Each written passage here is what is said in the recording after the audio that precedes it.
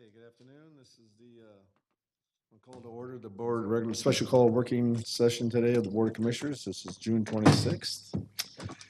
And we'll be handling tabs 1 and 2 today, and then we'll be handling the remaining tabs tomorrow night at the evening meeting starting at 7 o'clock. So that, the first tab is Community Development, I believe.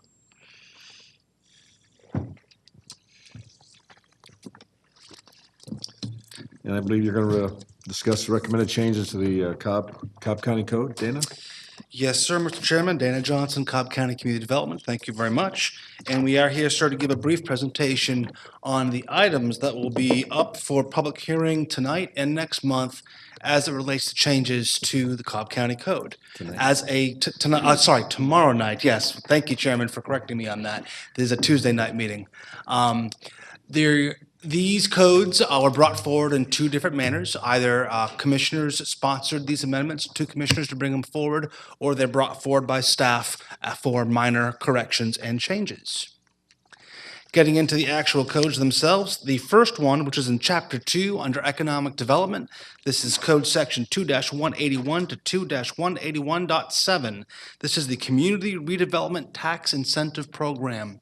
The purpose of this particular program is to have another tool that we can use to help remedy blight that may exist in Cobb County. So this is a tool that we could use as a tool in our tool chest to help give us another program that we could use to help in blight remediation. This is also would provide more encouragement for property owners to properly maintain their properties throughout the county. I would note too, from that previous slide, there are two existing cities in Cobb County that have this similar program. Kennesaw and Ackworth already have community redevelopment tax incentive programs, and my understanding is that the city of Austell is looking at it and considering it as well. So this is not a new program to the county, it's just one that the county itself has not initiated yet. In order for a property to be considered blighted, two of the following criteria would need to be met. This includes unsafe structures, not enough ventilation or sanitation, harm to life or other property, environmental contamination, illegal activities. You can see the list here. So basically, two of these criteria would need to exist on a single individual structure in order for staff to analyze it to see if it meets a blighted condition. And I'll go more into the process for how property works in this program in a little bit as we get into into a little more detail. But if the magistrate court does determine that staff's review is accurate and this property is in fact blighted, then a penalty would then be able to be issued against the property. And this would be an increase to the ad valorem tax, and it's currently recommended to be at 7 times the tax increment of the county. So it will be at 7 times against the general fund of the county if a property is determined to be blighted by court action. This would only be eligible for properties that are not occupied primary dwellings. So if a property is a owned property, homeowner-owned and occupied property, then this program would not be subject to it. Just to be clear, and that is based upon state So basically we're saying that the house is abandoned. It would have to be an abandoned property, a rental property, a commercial property, are all areas where this particular program would be able to be utilized. Does the commercial property have to be abandoned? It would need empty, or could it be portions of it, like a it would shopping need center? to meet two of these particular criteria, sir. I understand, but it could be in use and parts of it are not being used, Yes, sir. like a strip mall or something. Yes, sir. So if it's on a strip mall, what do you do? We would analyze it based upon these criteria. And a property that met two of these criteria, that is not an occupied homeowner-owned property, then we would be able to utilize these criteria to review it to see if it met a blighted condition. So would every store in the strip mall have to be abandoned for it to meet that criteria? No, ma'am. No, sir. Just one of the stores in that strip mall? A portion of the property would need to meet the criteria. Well, I'm just saying that if it's a strip mall and you got 4 stores, okay? And let's say 3 of those stores are rented out, but the 4th one's boarded up and obviously needs work on it. Does it qualify for this program? Does it meet the criteria of this program? It depends on the condition of the structure, sir. If it's something that would cause imminent harm and illegal activities occurring within it, then certainly the county would be able to use this program towards it.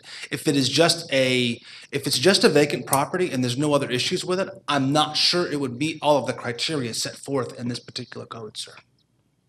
Okay, because I can think of a strip mall that's, was not completed during the recession and still sits there. Does that meet the criteria of this? I don't want to off the cuff answer that question, sir, without going out with the chief building official to review it to see if it meets the criteria of it. Okay, all right. So each property would need to be looked at on a case-by-case basis based upon the particular criteria. And who would find these properties? Would it be stuff turned into us, or would we go looking for them? The code allows for a couple different methods for properties to be investigated. The first is a district commissioner could ask staff to review the case. Second is 5 residents or 5 individuals would be able to bring forward a petition to have a particular piece of property reviewed, or the community development director could request staff to do a review on a piece of property as well. Okay. What is, if I may, Sure. what is the criteria for the 5 residents? The code as currently written is similar to our nuisance abatement code, and it just says that 5 individuals would need to sign a petition. Within the county, within the district, does it matter? Let me get the exact language for you, Commissioner. Now, Clayberry Crossing. It says under 2-181.3 subsection A, subsection 1, subsection A, a request may be made by the public officer or at least 5 residents of the county for inspection. So they do have to live in the county. Yes, ma'am. Dana, who is the chief building official? Currently, the chief building official is Mr. Lee McLeod. Okay. So is it just him only or anyone within his staff? Anyone who meets the qualifications of the code, which you need to have certain types of, you need to be able to have certifications for certain types of inspections Okay. that would then allow you to make that determination. Okay, right now it's deemed to only be him at this time? There are actually other individuals in the Within the department that county? would be able to do it on behalf of the chief building official. Okay. But certainly 2 of the items would need to be a final judgment by the chief building official because they are steeped in this individual's powers based upon the building code. And that's under item number 1 and 2 of this list, the uninhabitable or abandoned and the not enough ventilation or sanitation. Those are things that the building code has said that the chief building official needs to be the arbiter on. I appreciate that clarification, and I would ask if we can include that language in points A and B to say per building code, so it looks like it's less discretionary per individual. If you look at section 2-181.1, A and B, it just says it's based on that person. So I didn't know how subjective that was, but it looks as if this is based on something that is quite technical, which is Yes, their ma'am. code, So what I'm hearing is you'd like to see a reference to the code. to the building codes? Or just to say that it's, I think this kind of came up when we were talking about the fire marshal too, and the level of discretion, just referring to something documented would be helpful. Certainly. Or his representative. Or his representative or staff member too, yes. Also, Dana, can you flesh out a little bit more what repeated illegal activity is on property? That's one of the criteria, but there's nothing to list how that's substantiated. Is this based on calls? Is this based on a disposition, legal disposition?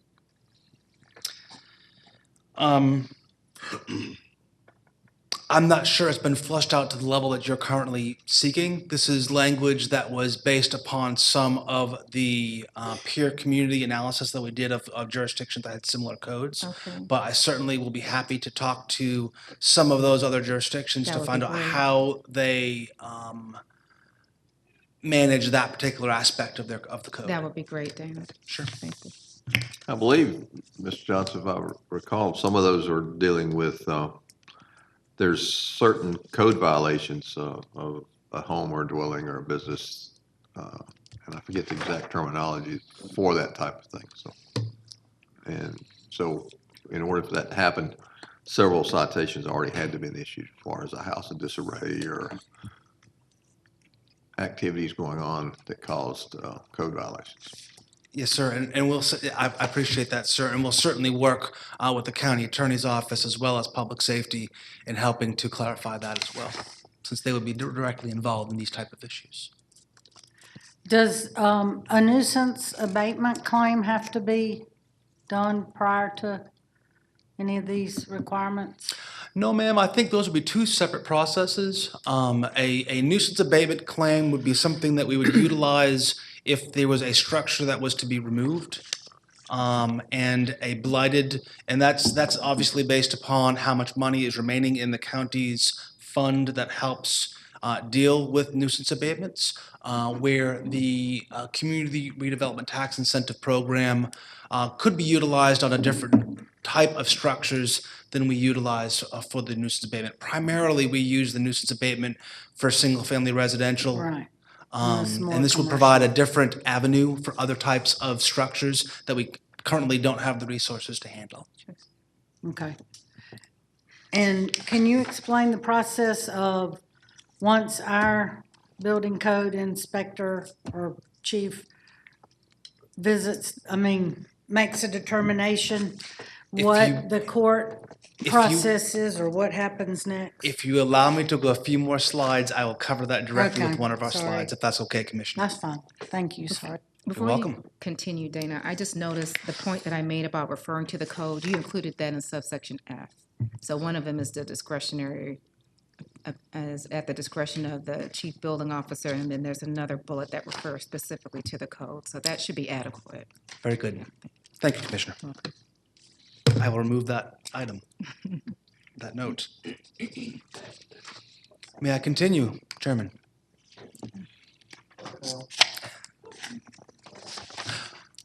One point on the slide as well, revenue generated from this particular code there are two ways this could be utilized, or three ways this could be utilized. If there are any existing redevelopment programs through an urban redevelopment district, which is a very distinct term authorized through state law, which we do not have any currently in Cobb County, it could be used towards that.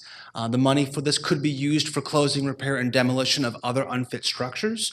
And also, if a specific redevelopment purpose is not utilized for the revenue generated from this, then that revenue could only go to the general fund for general government operations. You know, even the name of this program has the term redevelopment in it, but I think it causes some people to have a very negative connotation of the program, even though we're trying to spur what I would consider improvement of property. I think there are people who fear that we'll just call a property blighted, and then we'll use that to have somebody else invest in it privately to redevelop it. And here, looking at that section, I know we don't have an urban redevelopment program, and I can see it being helpful towards it, but what I don't want is for people to think that we're using this as a pass-through for some other type of development. And I don't know a way to modify this so it's not viewed as that type of tool, but I just want to share my sensitivity to that, and even being questioned by media about it. That wasn't the aim of us proffering this. Since we don't have an urban redevelopment program under the auspices of state law, then really the only ways that we would be able to utilize this would be to just for the money to go into the general fund for general county operations, which means it wouldn't be specified for any particular use, or it could be used to be utilized in our nuisance abatement program would be another option for it. So it could be used towards help with fixing other structures that may be deficient. I think what Commissioner Keefe is referring to, this sounds better than blight tax, It does. but redevelopment does seem to have a different connotation, which maybe that's the one word that we need to take a look at a little bit. Tax incentive program, community taxes. A property improvement,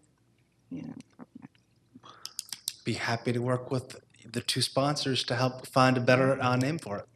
Well, I think I'm the one that may have said I don't want to call it blight tax, but maybe we went the other way a little bit, so. I will we're on the same work directly with the page. two of you to Thank make you. sure we find the right terminology for it, to make sure that our intentions are followed through with the oversight of the program. Thank you. You're welcome.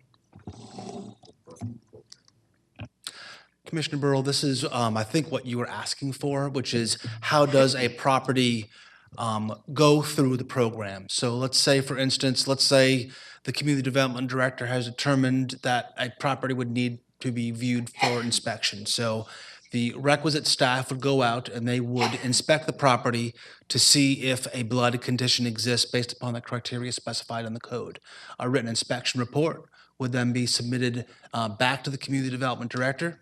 And if it is determined to be in a blighted condition, then written notification would be sent to the property owner. We would give the property owner an opportunity to voluntarily remove the blighted condition. And if it is not removed, then we will bring forward with assistance to the county attorney's office, a case through the magistrate court for the court to determine if it would in fact be blighted. That would be a complaint and a court summons, and then finally a written determination by the magistrate court. So the magistrate court would make the final determination as to an order of whether this property is contained in a blighted condition. If it is, then the penalty that was previously mentioned would be in effect on this property.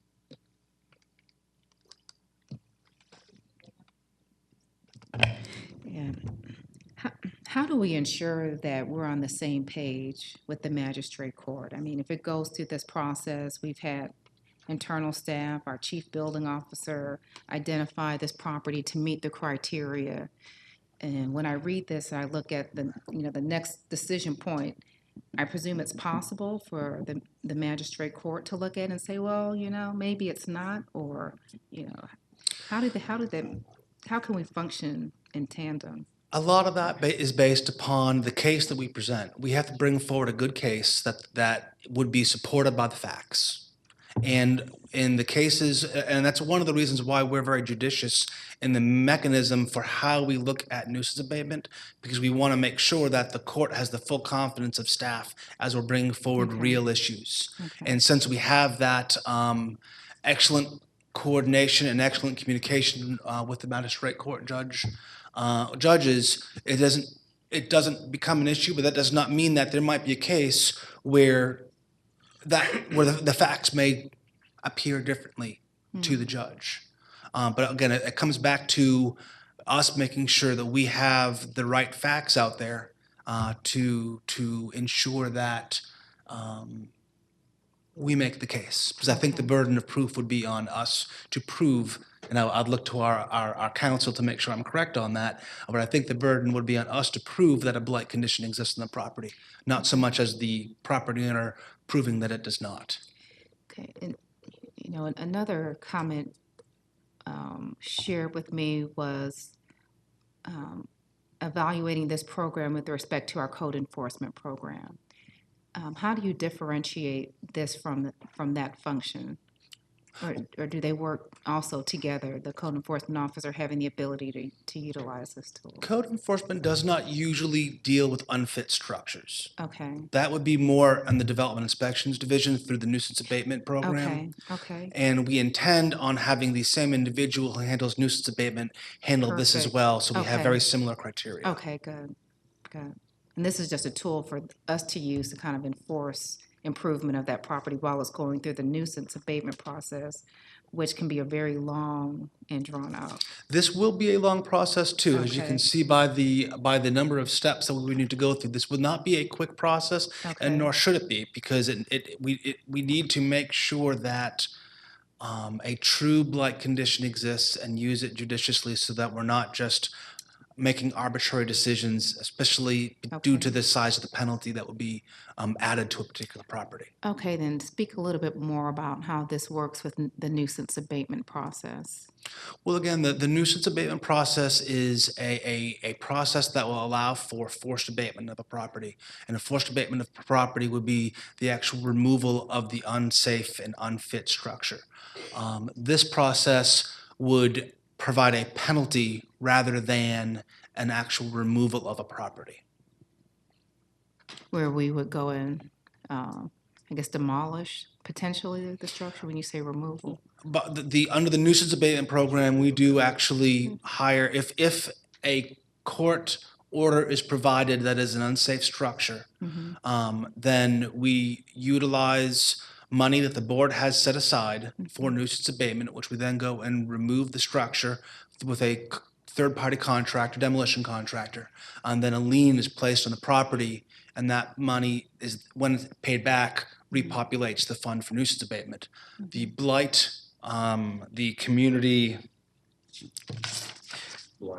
redevelopment tax incentive program, rather than going through the abatement process for the removal of the structure, is more of a penalty that tries to get compliance in a different method. Can a property be a candidate under both programs? I think they would need to be reviewed individually per each individual program. Okay, so sometimes if I have a code enforcement matter, I may forward it to code enforcement, but also say I would like this to be evaluated also as a for nuisance abatement. Could that be done similarly, to have this evaluated under three things simultaneously? I'm going to look at our attorney to help with this particular question. If it was a primary residence of someone, it wouldn't be, obviously, because you would Okay, not be that- able to it's pursue this under a excluded. primary residence or Okay. unsafe abatement, you would be able to do that. Okay. Interesting, okay.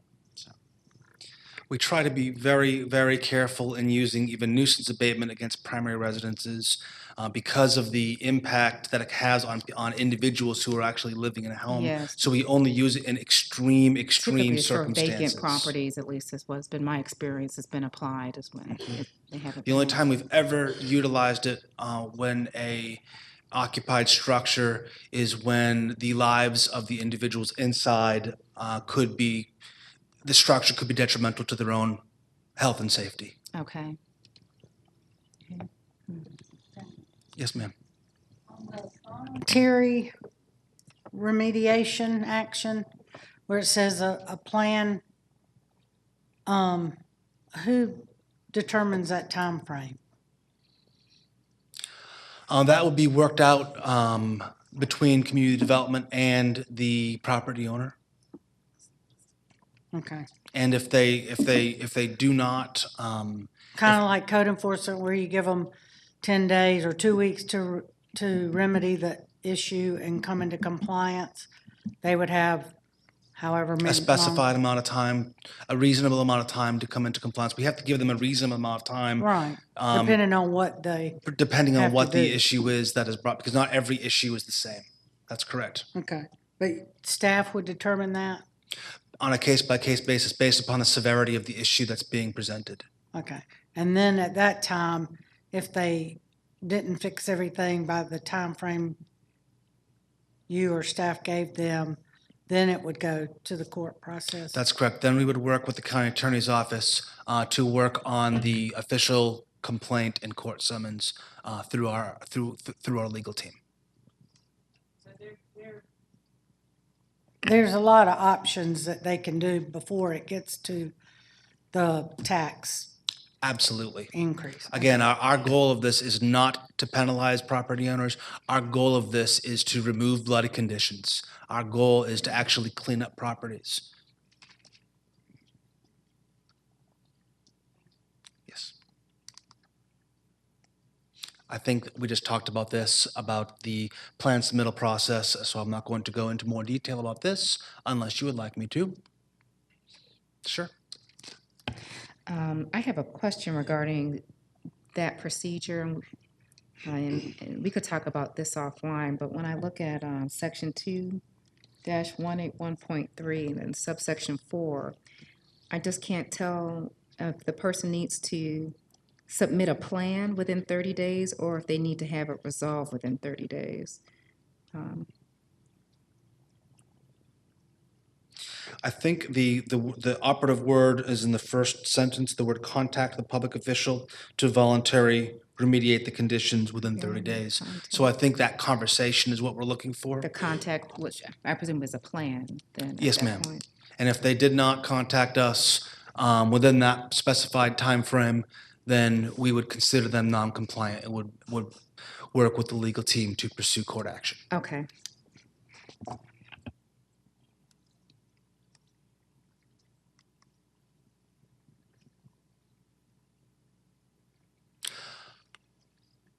A property can have the blighted condition removed as well. So after a court determines the property to be blighted, then let's say the property owner fixes the conditions.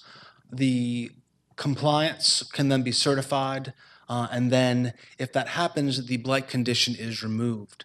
If the blight condition is removed, then per state law, a decrease in the ad valorem taxes must occur on that property. What we are proposing right now is a 0.5% millage rate reduction, and that's off of the base millage rate, not the penalty millage rate. So that would be under the base general fund millage rate of the county, and we're recommending currently a 4-year time frame, but the board certainly has the ability to make amendments to that are reasonable. I know we've had significant discussion about this morning, but help me understand here. Is this decrease to get them back to the regular millage, or from what I understood this morning, it can drop below the actual millage rate? It would need to drop below the actual millage rate. So let's say right now, the county's current millage rate for the general fund is 6.66 mils.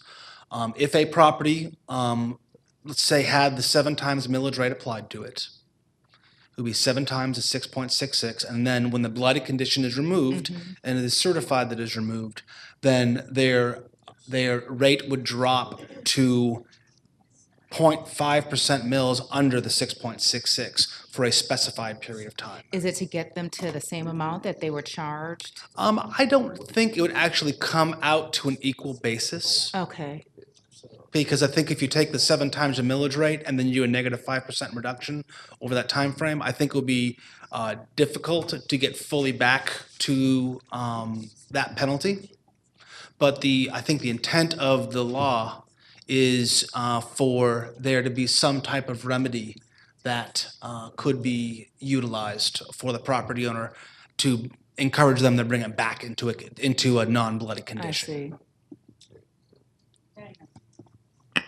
It's my understanding that it's not just the general fund, it would be the whole 9.85 millage, correct?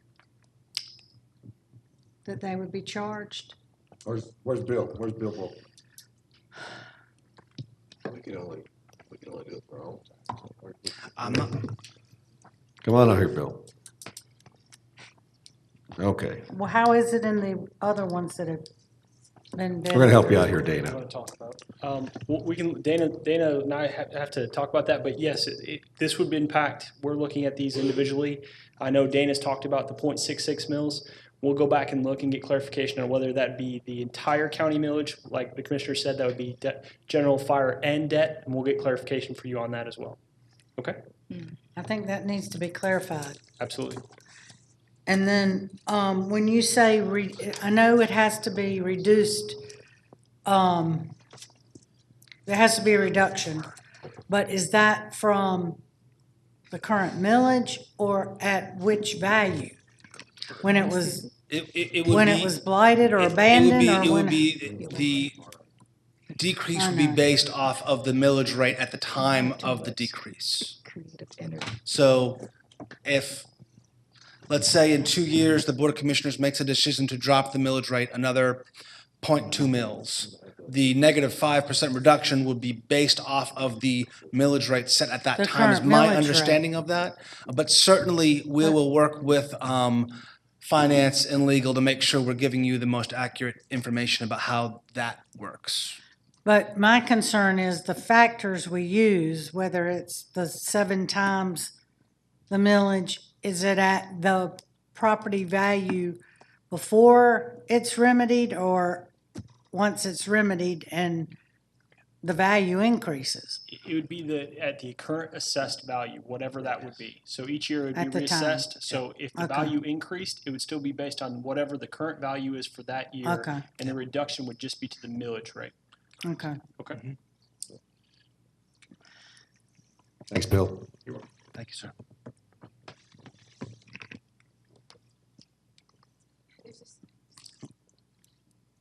I guess this is for us to flesh out. There just seems to be a lot of discretion. So it says decrease can last no more than 4 years. So it could last for 1 year. Can it last for 2 years? Then I guess this is determined by what? The language, It says no more than 4 years. Yeah, so I mean, 18 months, Yeah. 6 months. under 2 2-181.6, it says, shall be eligible for decrease in the rate of county ad valorem taxation by applying a factor of 0.5 of the county millage rate applied to the property, so that the property shall be taxed at a lower millage rate than the millage rate applied generally in the county or otherwise provided by general law. Such decreased rate of taxation shall be applied beginning with the next tax bill rendered following removal of the official designation of a blight. The decreased rate may be given in successive years, depending on the amount of cost expended by the persons chargeable with payment of ad valorem taxes on the property Okay. to satisfy its remediation or redevelopment. Okay. So it's commensurate their investment in. Correct. Okay. But it is commensurate to their investment. However, there is a cutoff point of 4 years. So if they've paid more than what 4 years would pay off, it ends at the 4-year mark. Does that make sense, Commissioner? Or does my explanation make sense, Commissioner? It's helpful. I just, it would be helpful to have, I guess, more distinct criteria so that people don't feel as if they may be treated inequitably. So I don't know if there's some type of way to prorate it per amount spent. If you spend up to this amount, then you get, I don't know. Yeah, I'm curious to know how the other municipality determines that amount. You know, just so we could not be seen as being arbitrary with a certain property. I think with the language in there, I don't think it would be arbitrary at all because of the fact that it connects it back to the chargeable payment of ad valorem taxes on the property. Okay. Because that ties it directly to the penalty paid, in my opinion. Okay, well, maybe I just need to see some examples. Just, I don't want to be accused of, being indulgent with a particular property. Yeah, the easier we can explain it to someone who comes under this, the better. And one of the things that we will do, Commissioners, if the board does decide to approve this particular code section, we will put together some materials to help educate the community about it. Okay. Because education is going to be an important factor in this. Okay. It seems disparate. I'm sorry, you're sharing how I'm thinking about is that we can tax a property up to 7 times, but your relief is only, what? 0.5. The millage. So, 2 mills, basically. Well, that would be the incentive to get them to 2 mils. remediate it, and then they get another incentive to go below the actual millage for up to 4 years, Well, they're not going below it, though. You're gonna multiply 7 times the millage rate. That's the penalty. once they The most you can remedy. decrease that penalty is 0.5%. So you're still gonna be penalizing them no matter what they do. And that is after we've worked with the property owner multiple times in order to obtain And compliance. that's a good point. Like, I don't see, a number of properties coming up for consideration. I see these being kind of really bad actors. They need it. that- Be very yes. judicious in the use of this code if the board authorizes it. Okay. I think what you will find and what we found is that once you start this, things happen quickly. Mhm. Because they realize what 7 times is. Mhm. And it's a lot different than $1,000 fine to magistrate. But most of the time they were saying, okay, hit me another 1,000. So what? And they wouldn't do anything. When you say 7 times your property tax, okay, it's cheaper to fix it than it is to. And what if they fix everything before the tax bill goes out? I mean, are they still assessed that amount, or how does that work? Legal? Maybe, Well, it'd be dependent upon when they fixed it. You're saying after a court order would come in? And if they fixed it before we actually started with court, then we don't actually go to magistrate court. Or we ask for it to get pulled off the docket from magistrate court if they come in We don't compliance. penalize the 7 times the millage rate as long as they fix it. As long as they fixed it. What we want to do is just use this Right. to be able to encourage them to be able to fix it. But once they get into court and the court makes a decision, then we apply the 7 times. After we have an order, but Right. even during the court process, there's still discretion that That's what we true. often do in unsafe abatement cases, that we're able to talk to people. But after a court issues an order, then it's out of our Could be a hands. timing issue too, when they're Yeah, assessed that's what I mean. and they may have fixed it today, August 31st, and Right. September 1st, the tax bills go out or something. But maybe that way they would only get it for that year before they start getting reduction. Okay. Well, Is it prorated based on when they fix it and when it's No. assessed? no. No, Commissioner. That's why they want to get it done before the court order. Okay, Again, our goal is compliance, not penalty. Right. Not to collect the money, but in Right. compliance. Yep. Right. so we may not be charging Well, the bottom anybody line if is they that get if it they, done. if they comply, then it more than likely will increase in value and we'll get increased property taxes from it. Mhm. So everybody wins. They pay a little bit more because of property assessments, but they don't pay 7 times what it was. And the, Go through this whole process to get it fixed. and the community benefits by not having a negative influence in their neighborhood.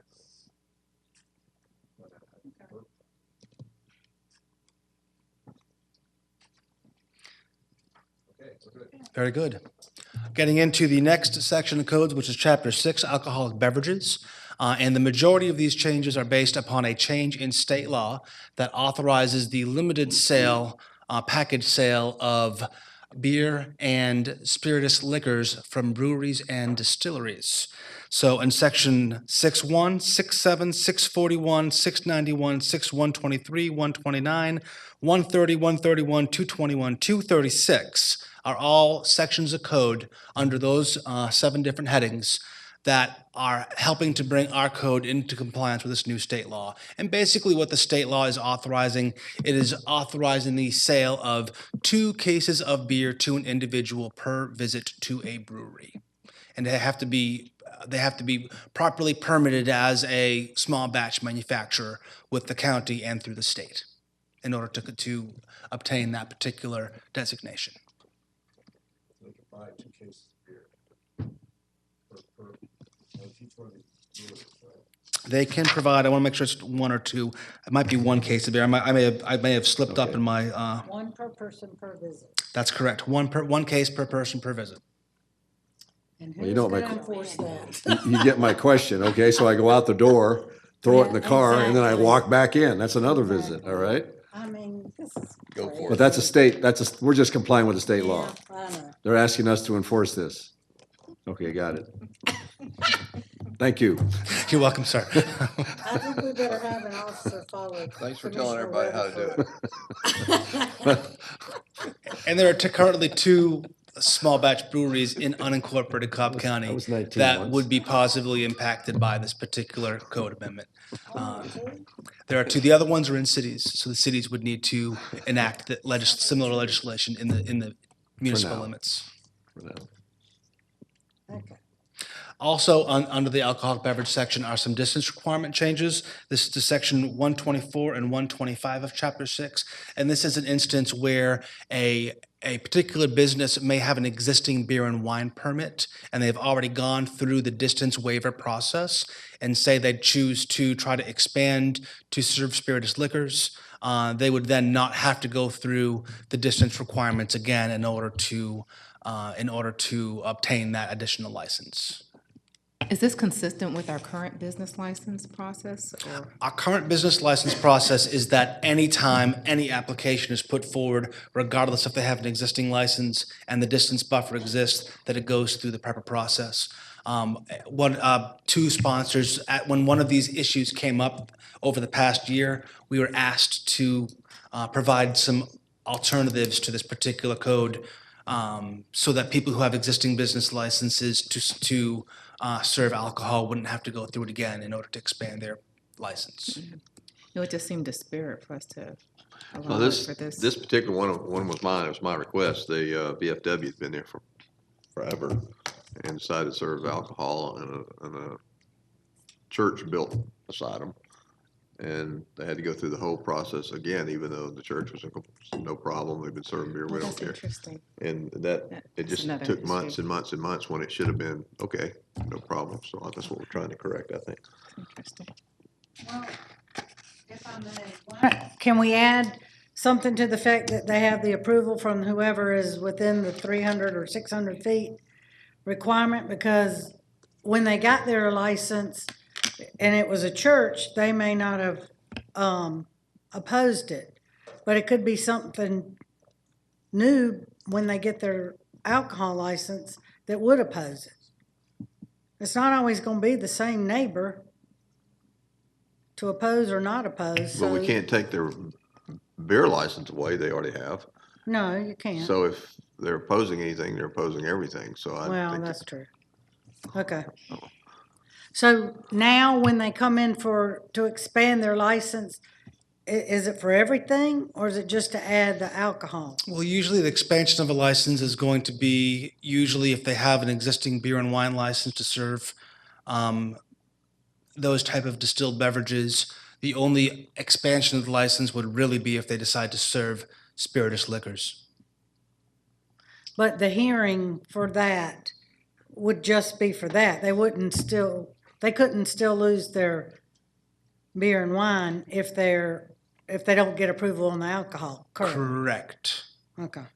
Unless there was some infraction that resulted in them losing their license. But an Well, infraction would right. have to happen in order for that to be brought forward, and the board would need to vote on that prior to the losing of a license by an individual licensee. Is that an annual permit renewal? It is, sir. Yes. How much is it per year? it- Off the top of my head, it's not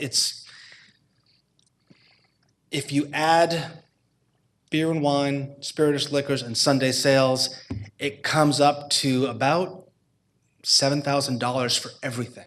Okay. Okay. But each one of those has a different amount attached to it. Maybe they need to put a mini brewery in each of these places too. That way they can keep Yeah, doing these really. visits. They would then need a manufacturer's license and let's not go a there. Go out, come and a back different type in. of Don't go license. But I'm not going to go into that. Can you clarify one thing, and I'm actually being serious? You said distilled and then spirituous, that's the same thing, isn't it? I meant to malt beverage or vinous liquors, vinous beverages, which is wine and beer. And distilled is spirituous liquors. You're correct, sir. Okay, thank you. I misspoke. So if I'd missed something in my drinking habits, I didn't realize that. So. Experienced drinking habits. Getting into Chapter 18, which is the building code. Under the building code are a couple of alterations. 18-122 is amending the height of amending the height of a building definition. We're actually removing that from the building permit section and moving that over to the zoning section, since we had two different definitions for building height in two different sections of the code, which resulted in confusion. In addition to that, there is section 231, 232, and 301 of Chapter 18. We are removing and adding sections for the new state mandated swimming pool code, which is now mandated by the state of Georgia for in compliance with the International Building Code. Getting into subdivisions, which is Chapter 110. Under 110-1 of the definitions, we are making a minor amendment to be clear that a a lot split, which is a large lot contained within an existing subdivision. If they're just going to split the lot in two in order to build two single-family homes on it, that would not be considered subdivision. It would not need to go through all the requirements of the subdivision code, since it's just a lot split. And that's just a clarification.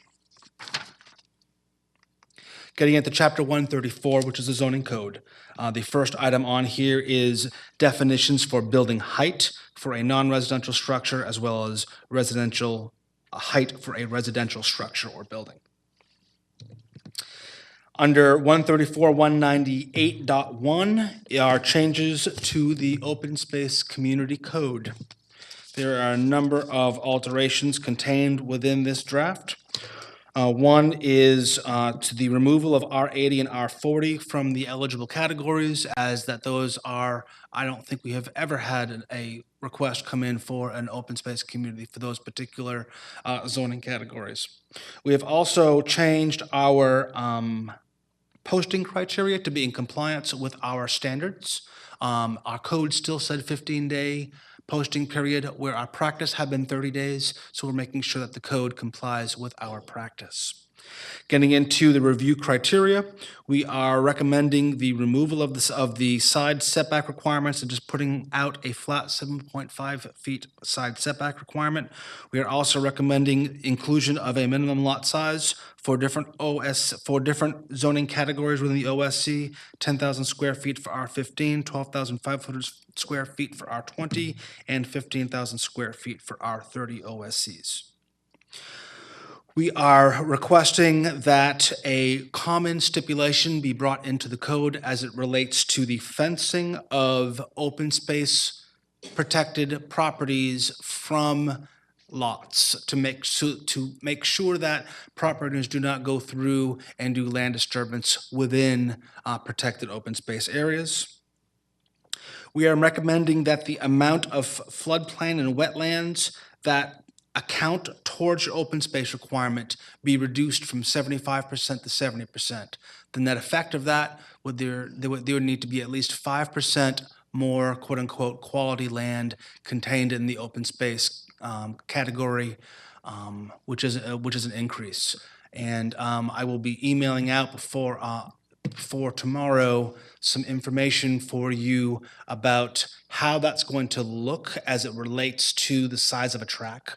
So if you say you have a 100-acre tract, what is that 5% going to look like versus a 5-acre tract? So you can kind of get a sense of scale and help in your decision-making process. Dana, going back to the fence area, I think it should be left natural, because you're gonna take out trees putting in fences, and I mean, I wouldn't think people would want, I know you're talking about an open fence, not necessarily a privacy fence, but people can put privacy fence around their property lines as it is. We did not specify if this was an open fence or a privacy fence.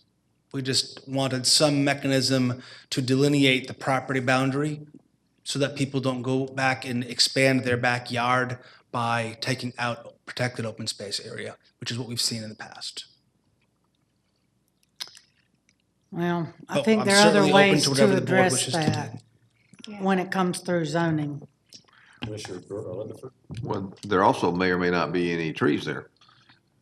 So Yeah. in some cases, it's negotiated with the adjoining property owners that they do want a fence. Sometimes they just want a undisturbed buffer. So I think that somehow has to be case specific. And also, I noticed on this, and you may have said it, and I may have zoned out, is that where's the rear setback? Did we not have that in there, or did I miss that?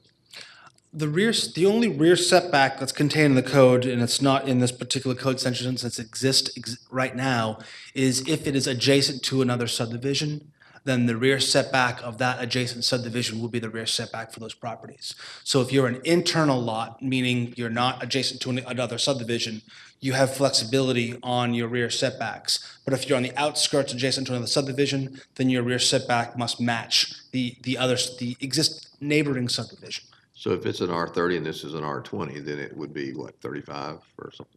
And if it's R20 to R20, it would be, what, 25, I think? 35 again, actually. Oh, 35 again. Okay. Mr. Cupid? Yes, a couple of things. On getting to the fenced area, I can understand the desire for it, but I also have some concerns about how that may look aesthetically. But I know and even in my own subdivision, we have people building out their backyards on the common space area, and it does get to be an issue at times. So I don't know the solution, but I can understand the reasoning behind it.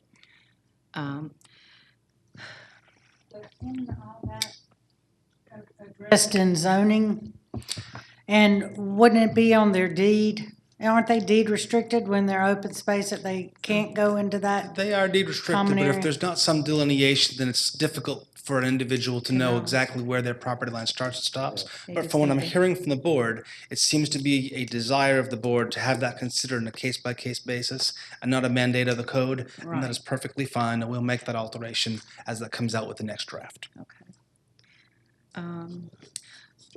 Also, I know we've had a lot of discussion in our zoning hearings about what the purpose of an open space community is. And a lot of discussions that we've had in our community zoning meetings, there is a leaning towards that open space being usable recreational type space. And that runs counter to including including property that has a slope that's greater than 25%, which really wouldn't be usable. But I've also, in asking you a question about that at our last zoning hearing, you shared, well, sometimes it's for environmental protection, right? You're able to maintain the trees. So it made me think, how we looked at, and I'm not trying to make things more difficult, know that. But as we assessed senior properties and we looked at different variations based off of what type of area it is, if it's a residential area, if it's a commercial area, I look at this and think there could be a recreational open space community or more of an environmental open space community where one is really just to protect trees and green space, just so, you have that aesthetic support or you have nice buffers. But for some communities, it's to make sure that there's some usable open space, because a lot of times with open space communities, because there's no rear setback, there really isn't a lot of backyard for people to use. So having that protected recreational space, gives the community that area to use. So I just want to add that that's what I would like to lean on, whatever revision to protect more of a recreational usable space. That is what you're talking about. In many other communities is called a planned residential development subdivision, which is one where you are able to adjust the size of lots in order to do another use. Sometimes, a lot of golf course communities could be done in planned residential development communities. We had at one point in time that particular code, but it was removed at the concern of the board at that time that it was being utilized in a different manner than the board wished for it to be used. Okay. I'm just hoping that there could be something very specific so that I'm not trying to limit another commissioner for wanting that calculation in there, but I would like the option to protect that space for when the community is looking for there to be more recreational space. Excuse me, do you know when that was removed? Because I know we have PRDs all over West Cobb. The 90s, I think? 1991, thank you, Mr. County Manager. Okay, Scoop. Go ahead, I'm sorry, no.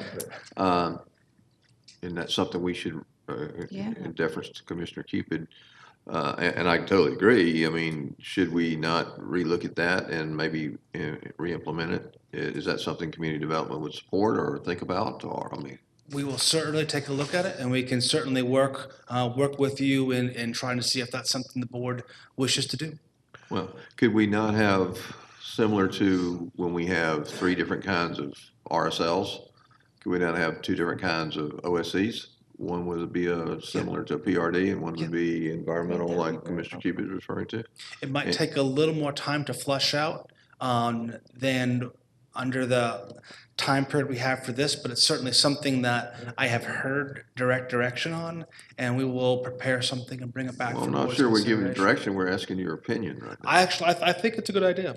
to be honest with you. Could we not each one have a different, maybe we took out a density Different bonus, but each criteria. one could have different gives if they do one or the other?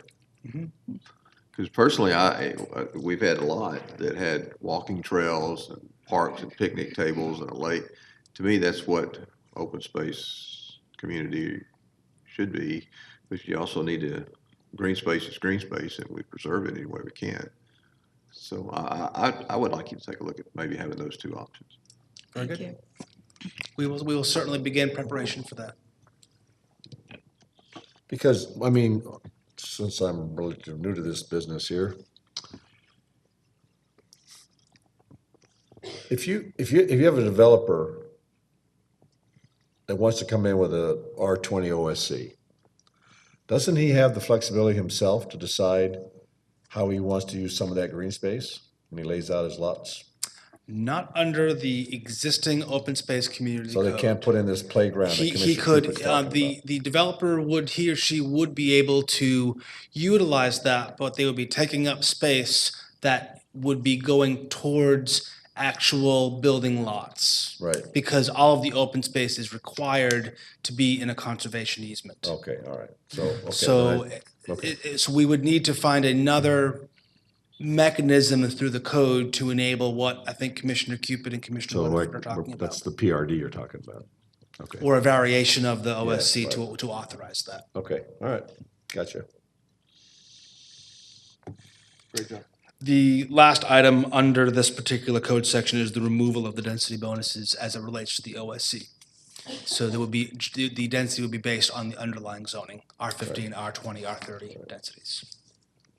Excuse me, and help me forward this. If we move forward with this, and we could, when was the next time we could look at those other two options? January? Yes, sir. We would bring something forward in the January, February timeframe for we the normally do it. request that we just heard. Okay, thank you. Is that a time schedule we set by ourselves, or? We did it last year because when we did code amendments only in January and July, it lasted forever, and it was too much at one time. So we broke them out into departments to come forward at different intervals, times of the year to address. But certainly, if the Board of Commissioners ever directs staff to do something, What all I'm staff, saying is that look, I'm not interested in, despite Commissioner Weatherford's assertion, extending these meetings any longer. But I do know that this might be something in order to, encourage the business community, that we might want to look at this sooner than January. That's all I'm saying. We make an exception in this case, not make it the norm. But I think for something like this, I mean, I'm just throwing it out there, all right? Yeah, please. Only challenge is I feel like exceptions are becoming the norm. Okay, all right, okay. Like, I'll get back in my hole. I'm sorry, but, we did the animal control. All Just right, trying to be helpful here. thank you. I'm 0 for 3 today. I'll quit. the very last item. Mr. Nice Guy. The very last item in the code amendment package is section 134-272. This deals with gravel parking lots, and if this code were to be approved, then residential zoning categories R15 to R80 and RR would be authorized to have a 200 square foot of gravel parking or access area that would need to be at least 2 inches deep, maintained vegetation-free, and contained within a boundary of metal, masonry, or wood border. I think Commissioner Burrow has a comment. Amen, I don't sister. support this. First of all, right now, our code is hardened surface. You can't have cars parked on grass, and we have code enforcement violations all over the county with that. And who's going to enforce this again? And I don't think this is acceptable. Was this brought forth by another commissioner? Yes. All right, okay. I'm guessing that commissioner's not here today? Well, who was the second? I don't remember. I was. I'm always the second, yeah. The chairman did say that he will second That's right. anything that comes from the board. Always the second. Well, And to piggyback on this, I think that the 4 cars outside rule needs to change back to 3 as well. We'll do that in January. 'Cause we have Okay. rules and we go by them. I think the 4 cars need to go to 5. Oh, jeez. They have an avenue. As to apply for a LUP if it's an extenuating circumstance. Yeah. And we can approve it case by case. I'm in complete agreement with Commissioner Good, then you Burrell can be on my this. second. I mean. You want to to switch have this- sides? I mean, I'm banning you. hey, meet me at the brewery.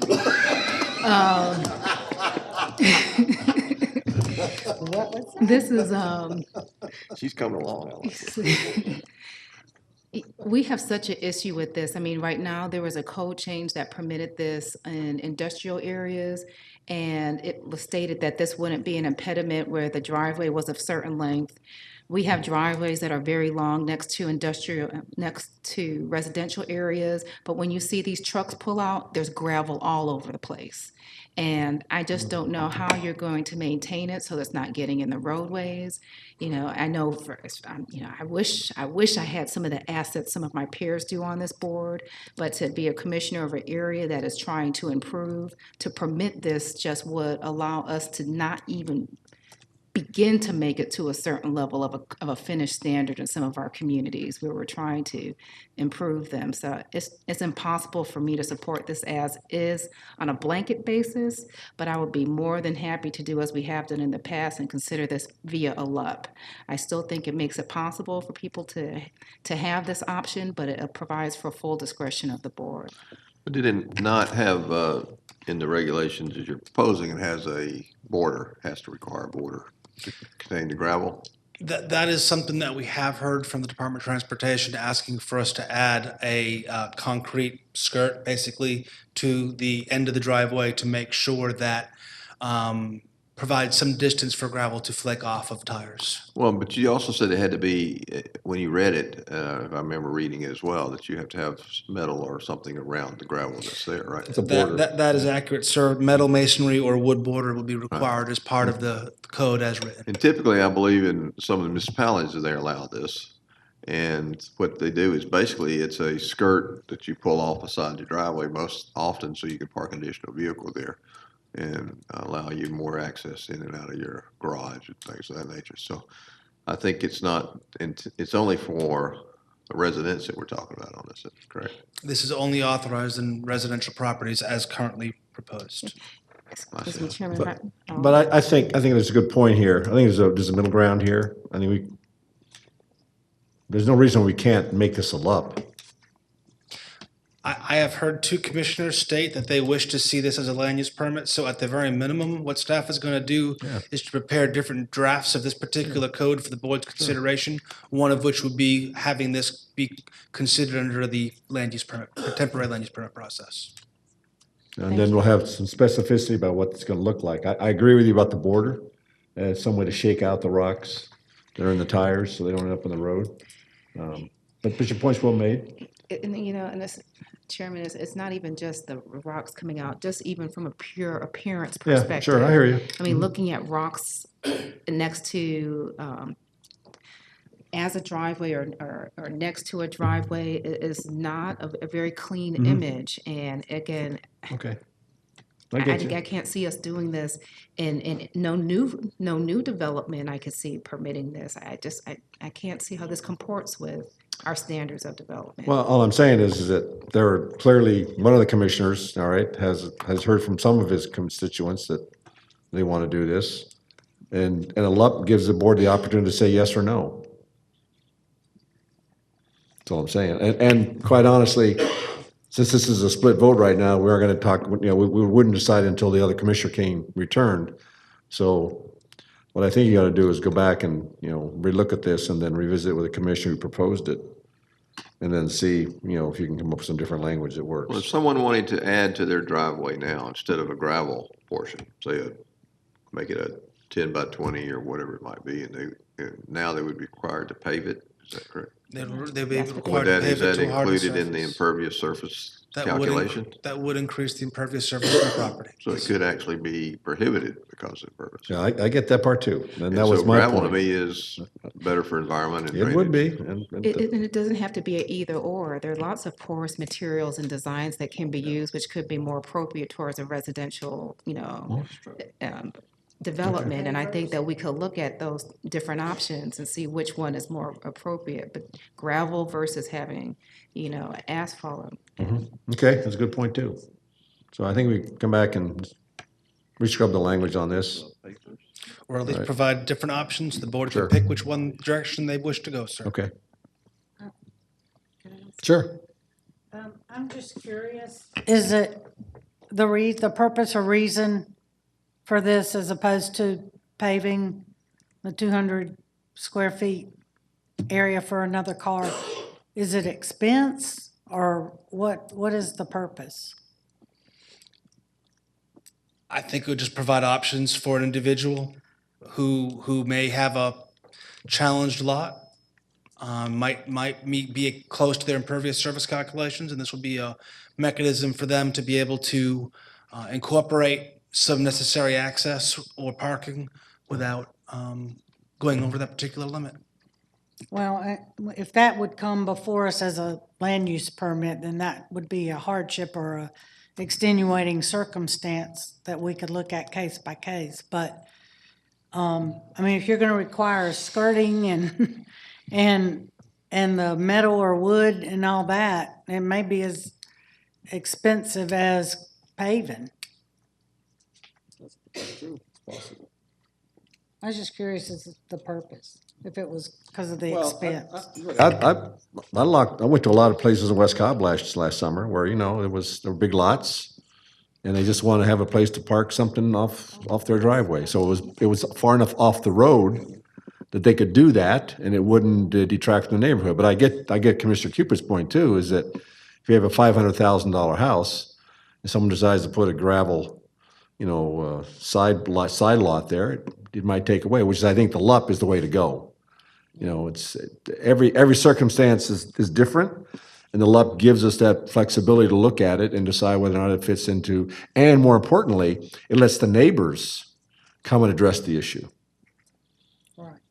So that's the best of all worlds, where everybody gets a voice in it because it's their neighborhood. And we've seen instances in this board where, like I said, I came in thinking I knew how the board was going to vote, and we had somebody come up here and give a great presentation and change everybody's mind. So I just think this is another opportunity for each neighbor to have his chance to have a say in his neighborhood. And last slide is the timetable, sir. Today, work session. Tomorrow will be I apologize, the date's wrong on that. Tomorrow will be the first public hearing, 7 o'clock tomorrow night in this room.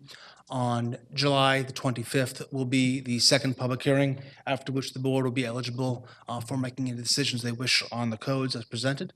And then the Planning Commission will have their hearing on Section 134 on July 6th. And on July 7th, I'll bring forward the Planning Commission recommendations for you for consideration. That's like a Thursday or something. July 6th is a Thursday. July 7th is a Friday. The Planning Commission is meeting on next Thursday because of the July 4th holiday. You said you bring Something forth after the planning commission on July 6th. July the 11th is Oh, when okay, I will 11th, present okay. the Planning Commission Okay. recommendations. All right, okay. I misheard you. Excuse me, so for clarification on that, are we voting separately on the ones that are not related to, I guess, the planning commission? Well, on July 11th, I'll just present to you what the Planning Commission recommendations are, and on July the 25th, the board can take action on any of the I'm sorry, codes that are I'm presented looking at there. these dates uniquely, yes, I see. Okay. I misread that. Okay, thank you. Okay, Thank you, sir. we're good, thank you. All right, that was a good discussion, and now it's, let's see here, go on to tab 2, right? And we have purchasing director about the purchasing card program.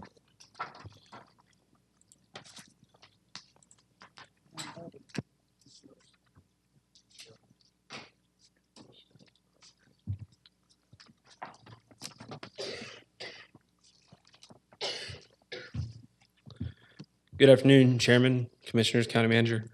Thank you for your time today.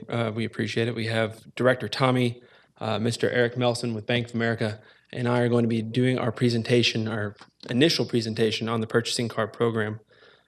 For your information, we're in the exploratory phases of this program. We're going around to collect information mainly from Bank of America, but also from other municipalities that have purchasing card programs. We're going in to understand their process from start to finish and also glean any best practices that they have.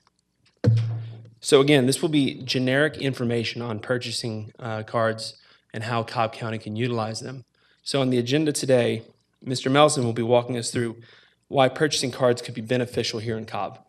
He's also going to be talking about the exact benefits that Cobb can see from implementing a purchasing card program.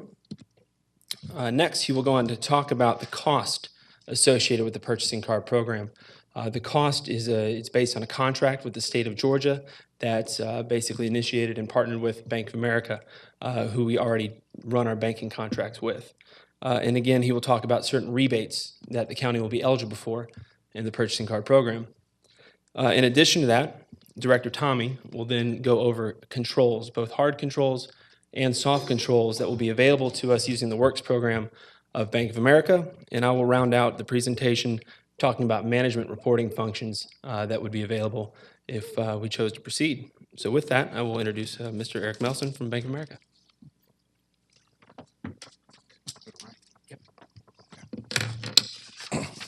Thank you, Commissioners. Again, my name is Eric Melson. Been with Bank of America 20 years. The state of Georgia, we've been partnering with the state of Georgia Department of Administrative Services on this P-card program for 21 years. The contract came up for RFP during the fall of 2016. We were re-awarded the contract, so we're into our 21st year, signed a new 5-year contract with the possibility of one-year renewal. So hoping we keep it another 10 years. So why purchasing cards? Right now, with purchasing cards, you can reduce the costs associated with your small dollar purchases. It helps streamline purchasing and payment procedures and reduce the administrative burden. And we found with the state of Georgia, typically 80% of your transactions only represents 20% of your total dollar spent. So we're talking about a lot of check writing for small dollar purchases. There's also high costs associated with small dollar purchases. The state has determined their average cost to process a purchase order is in excess of $140. So, you know, things like personnel costs, check printing, mailing out, things like that is all blended into that cost and some personnel costs. So the average cost of using a P card is $40, which gives an organization, if you join this program, $100 savings on processing, moving away from POs and moving to a purchasing card. Who's using the P cards right now? We actually have 340 clients on the P card program. That's between state agencies, local governments, college and universities, authorities, and school boards. And again, they found, and working with them, it has helped them reduce administrative costs. It simplifies and automates their purchasing and payment process, reduces the purchasing cycle times, and control accountability. What I love about P card versus credit cards, when we get our credit cards in the mail, what do? Open it up, sign it up, activate it by phone, put it in our back pockets, ready to go. And we can pull it out, use it anywhere. With a P card, your organization has control where you can control it by merchant category codes. So if different employees can have different places where they can spend. If Eric Melson worked in your facilities and maintenance area, you can control, I can only go to hardware stores. If the commissioners needed it, and they're sort of traveling to conferences, things like that, we just open it up where you can only use it for hotels and airline or renting a car. So we can close down everything else. So again, you have that control at the organization level to where you can spend or where a department can spend. Excuse me, mister, can you do it by zip code or anything like that? Zip code, no. so. No. But But I know you're gonna keep trying to do business with the Cobb and Marietta in that area, so I get where you're probably going. Would Yes, this be ma'am. part of the state program? This is part of the state program. So we'd be piggybacking on their Piggybacking off that contract? contract, the contract has already been vetted through the Department of Law with the state of Georgia. You'll just be signing a participatory agreement to join the program, and you're ready to go. Okay, and how many, I found two oh places. gosh, 340 government Then- entities between okay. state agency, local governments, School authorities, boards, school whatever. boards. Okay. Correct. thank you. Yes, ma'am. And next, some of the other benefits that goes with it, it provides management information where you can see where you're spending, with what vendors, how much you're spending with vendors, and what comes with that commission is, hey, I'm spending X amount with you. I can negotiate better terms, prices, things of that nature. And then it helps you reallocate some of your resources. You got personnel instead of working through this POs, there's other projects you can have your personnel working on. And it also helps expand your number of possible merchants doing business with more people in Cobb County, more vendors in Cobb County because they accept Visa and MasterCard. And it increases competition. Again, more competition drives down pricing with your vendors. So should be some cost savings there for you. you can put spending limits on each card. Yes, sir. Yes, Okay, you thank can. Again, y'all would have an administrator here can control, again, how much, again, if Eric Melson works in facility maintenance, he can only spend X amount a day and a certain transaction amount a day. So you have all that control. So it's not an all or nothing program. You can build profiles for different departments and different people in your organization. And purchasing card for benefits, it helps your merchants. Again, reduce administrative costs, eliminates invoicing, and we all know a little bit. I've been on this side, no government red tape. I was on your side, so I could talk a little bit about that. I used to work for the Office of State Treasury under the now State Treasurer, Steve McCoy. So I did a term of duty with the state government for 5 years. So we can stop, some things can get caught up in a little log jam, but with the P card, you empower your departments, empower your employees, let them spend and get the things that they need to make Cobb County go. And it also improves cash flow. Your vendors are paid within 3 days. The P card, you put it, paying your vendors, they're paid almost immediately within the 3 days. You all do not pay Bank of America until you get a statement 25 days later, and then you have another 20 days until you have to pay us. So the money stays in your coffers longer working for you. So another benefit for you. Program features. Here's what you like. Free, free, free, free, free. It is a free program. No cost program. 0 annual card fees. There's a works software that you will manage the program in.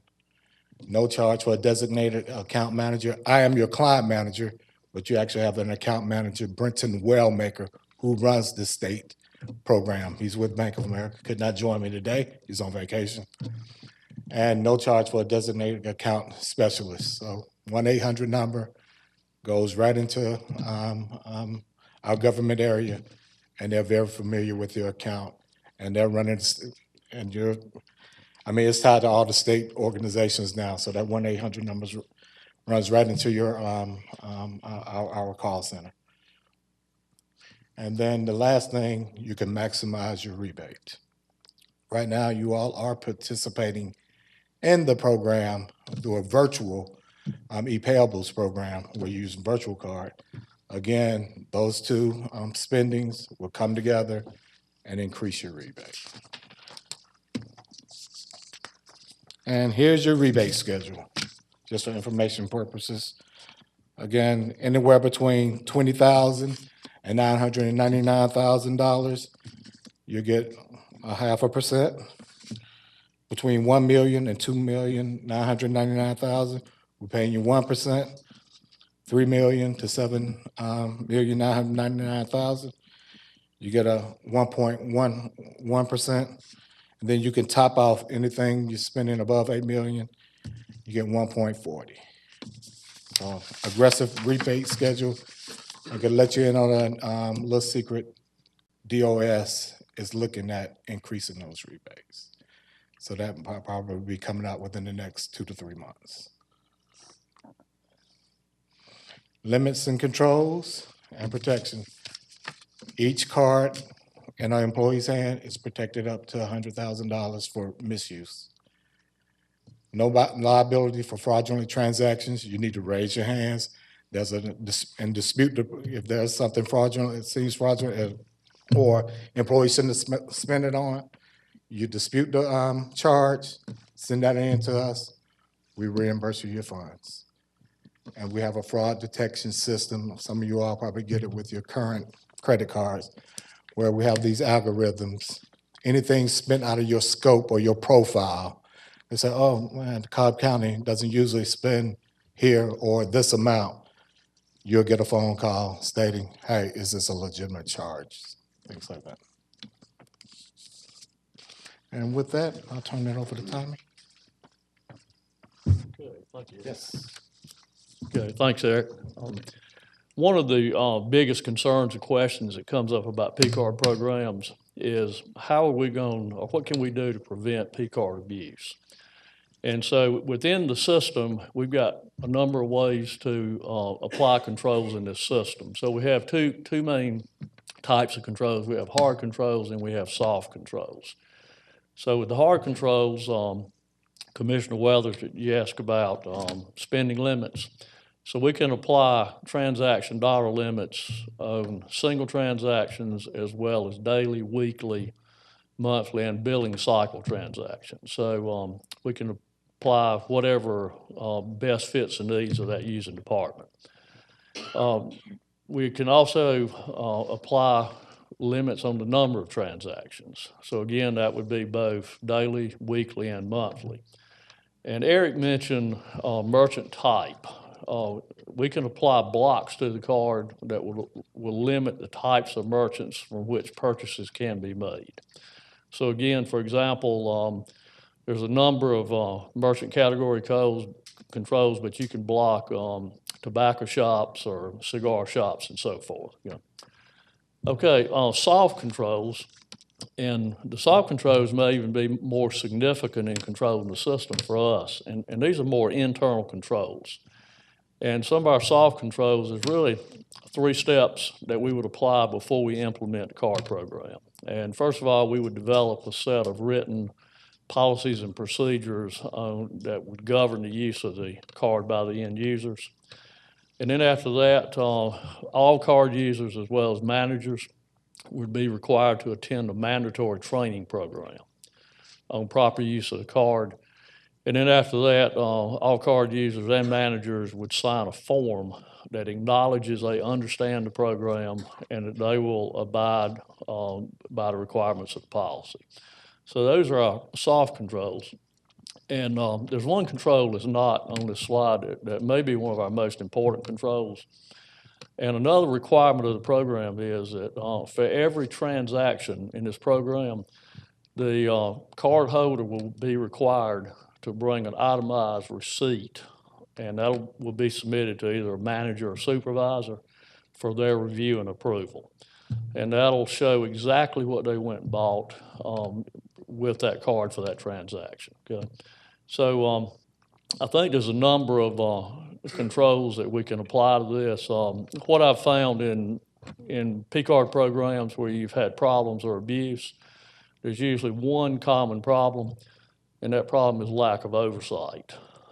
So I think the key to a successful P-card program is to make sure we provide adequate oversight and review and approval on the program. And just a reminder, we would actually have 2 P-cards. The departments would be assigned a certain number of cards. And again, this would depend on the size of the department or the purchasing needs for that department. We'll also have a travel card that will be administered in finance. And so that would be used for all travel reservations and anything related to travel, okay?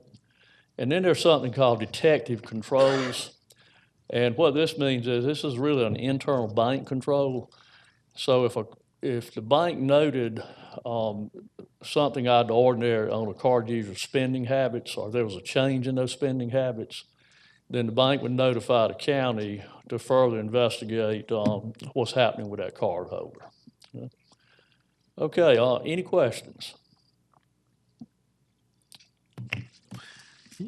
You mentioned something I was going to ask, and that was there's been, a lot of publicity about certain agencies, departments, counties, cities, or whatever, having these issues. And they had those with this type of program, I assume, right? So how can we be different, I guess, is. What we find, Commissioner, is what we find when you have those those problems is internal accountability agencies that there was no oversight internal. When you had a purchasing director just say me, oversee it myself, they didn't have anybody, auditing themselves. So again, if you have strong internal procedures, which we have policy and procedures that you all can look at, replicate, and talk to other sister type agencies and counties and cities around you, I'm certainly an advocate for this. Mhm. One of my requests, I think we've a long time coming, but I want to make sure, and I have utmost confidence in Cobb and our purchasing and finance that we won't enter into the same problems. But what I would also like is that if your company, if we go with this, also has an oversight over us Right. as well, that and notifies where those someone at detective certain levels. controls, and again, that works. We call it the works platform, where you're able to manage and see where you where you can actually see. I love this report. It's called a decline report, where you all can set up. Again, we will have some oversight, but a decline report, even though Eric Melson at facility maintenance can only go to hardware stores. If I swipe it at Best Buy, it's not going to go through. But Monday morning, somebody in your area can run a decline report. Why was Eric trying to swipe the card at Best Buy? So, things of that, you have those kind of internal controls. Our algorithm control with the detective controls, where we see you all have built a certain profile, where you spend, how you spend, where you spend. We're going to catch that and notify you. It certainly seems like it's very tight. I would like to recommend that the county manager is the one that's ultimately over all of the department heads, that report goes to him, or because I think in the other instances, it was the department heads that were causing the trouble. And I know we're not having that, are we? But I'm just saying that, someone needs to be over that as well. Commissioner Weatherford, you make a good point. One of the things that we have deliberated at the staff level as we've been preparing this presentation for the board is, in addition to department head oversight, assistance from Bank of America, we'd also involve the internal audit department routinely and randomly. That would be part of our control process, sir. Yeah. Commissioner, I can't overemphasize the importance of oversight. When I was in South Carolina, I knew of a couple agencies that got in trouble with P-cards. And again, the common problem is there's lack of oversight, or there was lack of oversight in those programs. So I think we're trying to set a number of controls in place that will certainly prevent or greatly minimize the chances for card abuse. So who oversees the elected officials? I don't want Because, one. Why do we need one? well, I'm just going to say, Finances over the travel. eventually, But if eventually we're going to go away. I mean, we're not going to be here forever. I don't plan to anyhow. And I trust all 5 members of this board implicitly. right. But there's always the famous but somewhere down the road. All right. So as I've been reading the newspaper, some state legislators have chosen to use their card for personal purchases. So the controls didn't work. I guess they thought they could use that card and then reimburse the government later. if no harm, no foul. Right. When in fact, that's an abuse of the card. So who watches And us? That again, policies and Yeah. procedures that you all come up with and Okay. agree upon. I'll let you take it from there. Yeah, I just wanted a clarification. If we're referring to elected officials, we mean like district attorney's office, sheriff's office, things Well, of I'm that assuming the nature. constitutional officers have their own Yeah. program, don't they? Well, it depends on how they would route the type of purchase. If it's Well, for county look, business or there's their no, own. look, we have no authority over constitutional officers. I have no authority over what they do with their money. So there's no way this program can include them. But they're If- part of our budget. I know that, but we have no we have no authority over them. So why would we be part of something where we have no authority over them? Again, sir, we're in the generic planning Okay. phase. So if we chose not to implement it for a portion of our departments, then we could do that. But right now, again, we're just in the planning purposes. So Okay, well, I'm we just can take saying, your I comments can under understand for the advisement. county staff, okay? That, they have a county manager and they report to him. But there's an enormous set of checks and balances in this state called constitutional officers. And I can't on one hand, I can't have them telling me that, look, we run our own offices. And on the other hand, if there's abuses that go on in their offices that's our program, I have no authority over them. So it is not my intent to try and become involved in that program. You are absolutely correct, sir. This would not include those type of elected officials. I think what you were referring to is our elected officials, meaning the Board of Commissioners, and Correct, who would right. oversee that. That would go through the same process. Finance would review, internal audit, and the county manager would be part of a group review and it'd be treated under that, the same as the internal departments would be treated. Because when we do budget, you guys are going to be considered basically a separate department amongst yourselves. Now, let's say you all get purchasing cards. It would go through the same review processes, say property management, parks, finance, any other departments like that. Finance does not intend to have a purchasing card except for travel purposes. And internal audit would be a similar situation where we would be kind of an independent review, meaning we wouldn't have our own. And we would make sure that both finance, internal audit, and the county manager would be included on all departmental reports, including the Board of Commissioners cards. Okay, that so the would be commissioners review would process. the commissioners would have the option for the opt-out if they so chose. Absolutely. We would not force this upon anybody. You would have to go through training in order to be issued one, but it would not be a mandatory issuance of a purchasing card. It would be Okay, an all right. option for anybody and when I say anybody, obviously for the Board of Commissioners, but at the department level, they would have to be approved by either the department manager or the county manager to begin that program. Okay? The travel car, I know for, I travel once or twice a year and I take a check to the Marriott or wherever I'm staying. And then if I leave a day early, they have to write a check back. I can't even imagine it's more than $140 that cost Absolutely. this And- county to do that. And we And I would experienced like that. to have a card that says, here, put it on here and do that. If I flew on a business trip, I have to pay an $800 plane ticket when I sometimes can't do that. Absolutely, and we see that across the county, which is why the finance is actually recommended to have a travel card, so we Correct. could get your reservations, book the room, the flight, whatever you need on your behalf. That way you don't physically have to carry a card, and we don't have to have multiple cards for travel. All travel could be in one place, but that way, when you need to register for a class, we have employees who are coming out of pocket to do that because Correct. a lot of those registrations are online and they don't take checks. So this is a way that would really help the county employees go around that system, but the controls would be in place because finance would be the one ultimately making those purchases based on the recommended or the travel needs for each department, or even the Board of Commissioners for that matter.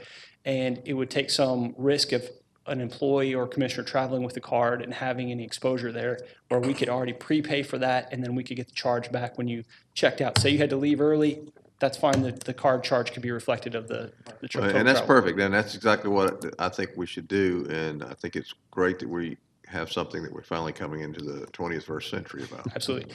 And Okay, again, 20th huge benefit for the employees who are, or even the Board of Commissioners who are having to book these travel expenses on their personal cards to register, employee or themselves for classes. Okay, all right. Right. Well, we'll look forward to your future presentation. Okay, any questions on the I limits think of we've control? pretty much beat this horse Got to it. death. Okay. Good. Thank you, Chairman. We Thank have you, a Commissioners. split board again. Yeah. All right, so let's take a short break and then we'll do the water presentation. Okay? No. Let's say 3:15, we'll be back. I am not. Welcome back to the afternoon working session. And our last presentation, but a very important one, is Steve McCullers will give us his presentation on the water system for the 17-18 budget. So I have an hour 40 or something like that. Is that where we are? You're done when you're done, Steve. Water system. This is a budget presentation, excuse me, but the budget portion of it is actually pretty short. So there are a couple other topics, 3 other topics that I hope to make some comments on at the request of various commissioners. Our mission at the water system is provide water distribution, wastewater collection and treatment, and stormwater management services to our customers. Outlined 4 of the main challenges we're facing, meeting the growing demands, the demands of a growing county with increasingly stringent federal and state requirements. We have about $2 billion of existing infrastructure that we maintain. It's also important to educate our citizens. And last, to attract and retain quality employees, which is critical to our whole operation. Org chart, see we have here with us today Judy Jones, Deputy Director. Steve Nestor is our Operations Manager over the Water Protection, Environmental Compliance, and System Maintenance Divisions. Eric Olson runs our Engineering and Records Division. Roxanne Rush is here with our Business Services Division. Michael Harrelson runs Customer Service, and Bill Higgins, who you'll be hearing from in a moment, handles stormwater. Hey, Steve. Yes, sir. Just go back one. How many of these people have been to our Leadership Development Program? The Leadership Development Program. Excel. Oh, Excel. I would think probably 3 of them. Okay, just curious. But I think, is Miss Giddens in that class right now? Right. And who else do you think has been on there? Jesse LaBeouf Okay, and Roxanne Rush. okay. Maybe guys might want to go to that, you think? I'm just kidding you, Steve. Sorry. Just try to give me a number. But thank you, appreciate that. Yes, sir. Okay, this is the traditional budget screen that everybody's been showing. 3rd from the last column is our approved FY18 budget, $223,564,000.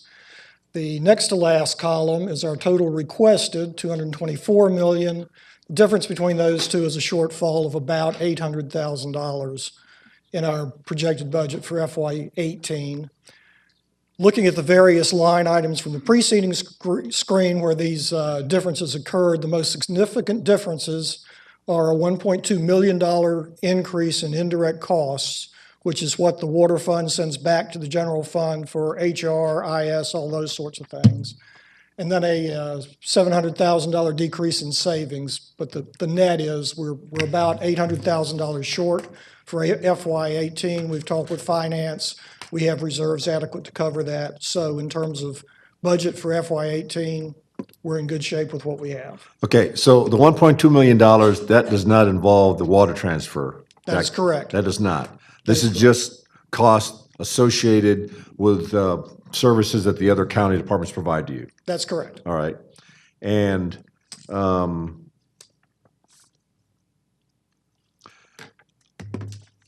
concerned that as you continue to go into your reserves, is this going to have an impact on your AAA rating? If you'll give me a moment, the Okay, next all right. section is rates, and we can talk Okay, about those all right. kinds of things. But that's really all I have strictly on budget until we get to the rates. Any other questions? Well, go back to the previous slide for a second. Okay, All right. We just want to have a chance to take a look at where the programs are.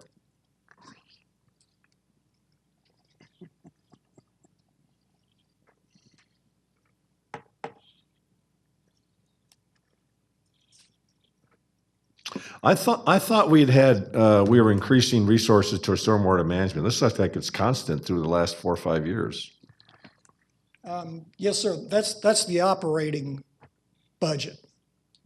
So we are slowly increasing on the capital side and proposing increases in the future that we'll get to in just a moment. But it really has been fairly flat the last several years. So we're increasing the operating budget, which means we're decreasing what? To maintain that level line. If you're maintaining $2.2 million and you're increasing one part of the budget, in that line. What are you decreasing to keep it at 2.2? That line is just the operating expenses. That doesn't include capital projects. So where are the rest of your expenses? The capital projects show up under administrative costs in the form of depreciation, I believe. Mr. Volkman, is that accurate, sir? Which one? The 5130 line? Yes, sir. Okay. So that's been fairly constant as well. Yes, sir. Does that mean we haven't been doing any capital improvements? No, it means that we've been doing kind of the same level of capital improvements. But not continually. increasing in that area? Actually, that line just handles depreciation, which does stay fairly constant. Our capital projects fluctuate up and down, but because this is the operating side of the budget, that fluctuation isn't really reflected in this. That fluctuation is reflected in the financial planning line. But depreciation is based on the capital projects, correct? It's based on the value of the system, Of which doesn't change a whole lot from year to year. Then we're not doing any capital improvements. It's increasing from year to year, but it's increasing at a fairly constant rate. Maybe I'm confused about it, but it appears like if that's depreciation, it's depreciation on the value of the system, which includes any capital improvements or projects you do in the system, which you said is increasing, yet the depreciation is remaining fairly constant. Depreciation is increasing at a fairly constant rate as the value of the system goes up. Bill, how do you calculate depreciation, sir? Yeah, I have Sorry. no idea, yeah. I don't know the So it looks answer. like about 2 million a year it's increasing. Or not, a little bit more than that, I guess. The reason that that's pretty flat is as items are fully depreciated, they come off, and we're adding new items or replacement items for those. So that's why as items fall off, new items are added. So the amount stays pretty consistent. But that's kind of the idea is as an item becomes fully depreciated, it would fall off. We add a new item, and then that schedule starts over. That makes sense. Okay. Then let me ask you, how long can we depreciate improvements in that? It varies per item. Different items, we have different depreciation or useful lives, and those are calculated based on the experience for water and sewer systems when we establish fixed assets. Like buildings, for example, can be, or treatment centers could be up to, anywhere from 30 to 50 years. We give a range per type of item that we replace, and this would be a similar situation. But it's quite a while. Yes, sir. Yeah, we're expecting to get a long life out of all these items. It wouldn't be like a computer, which would be like 3 years or something like that.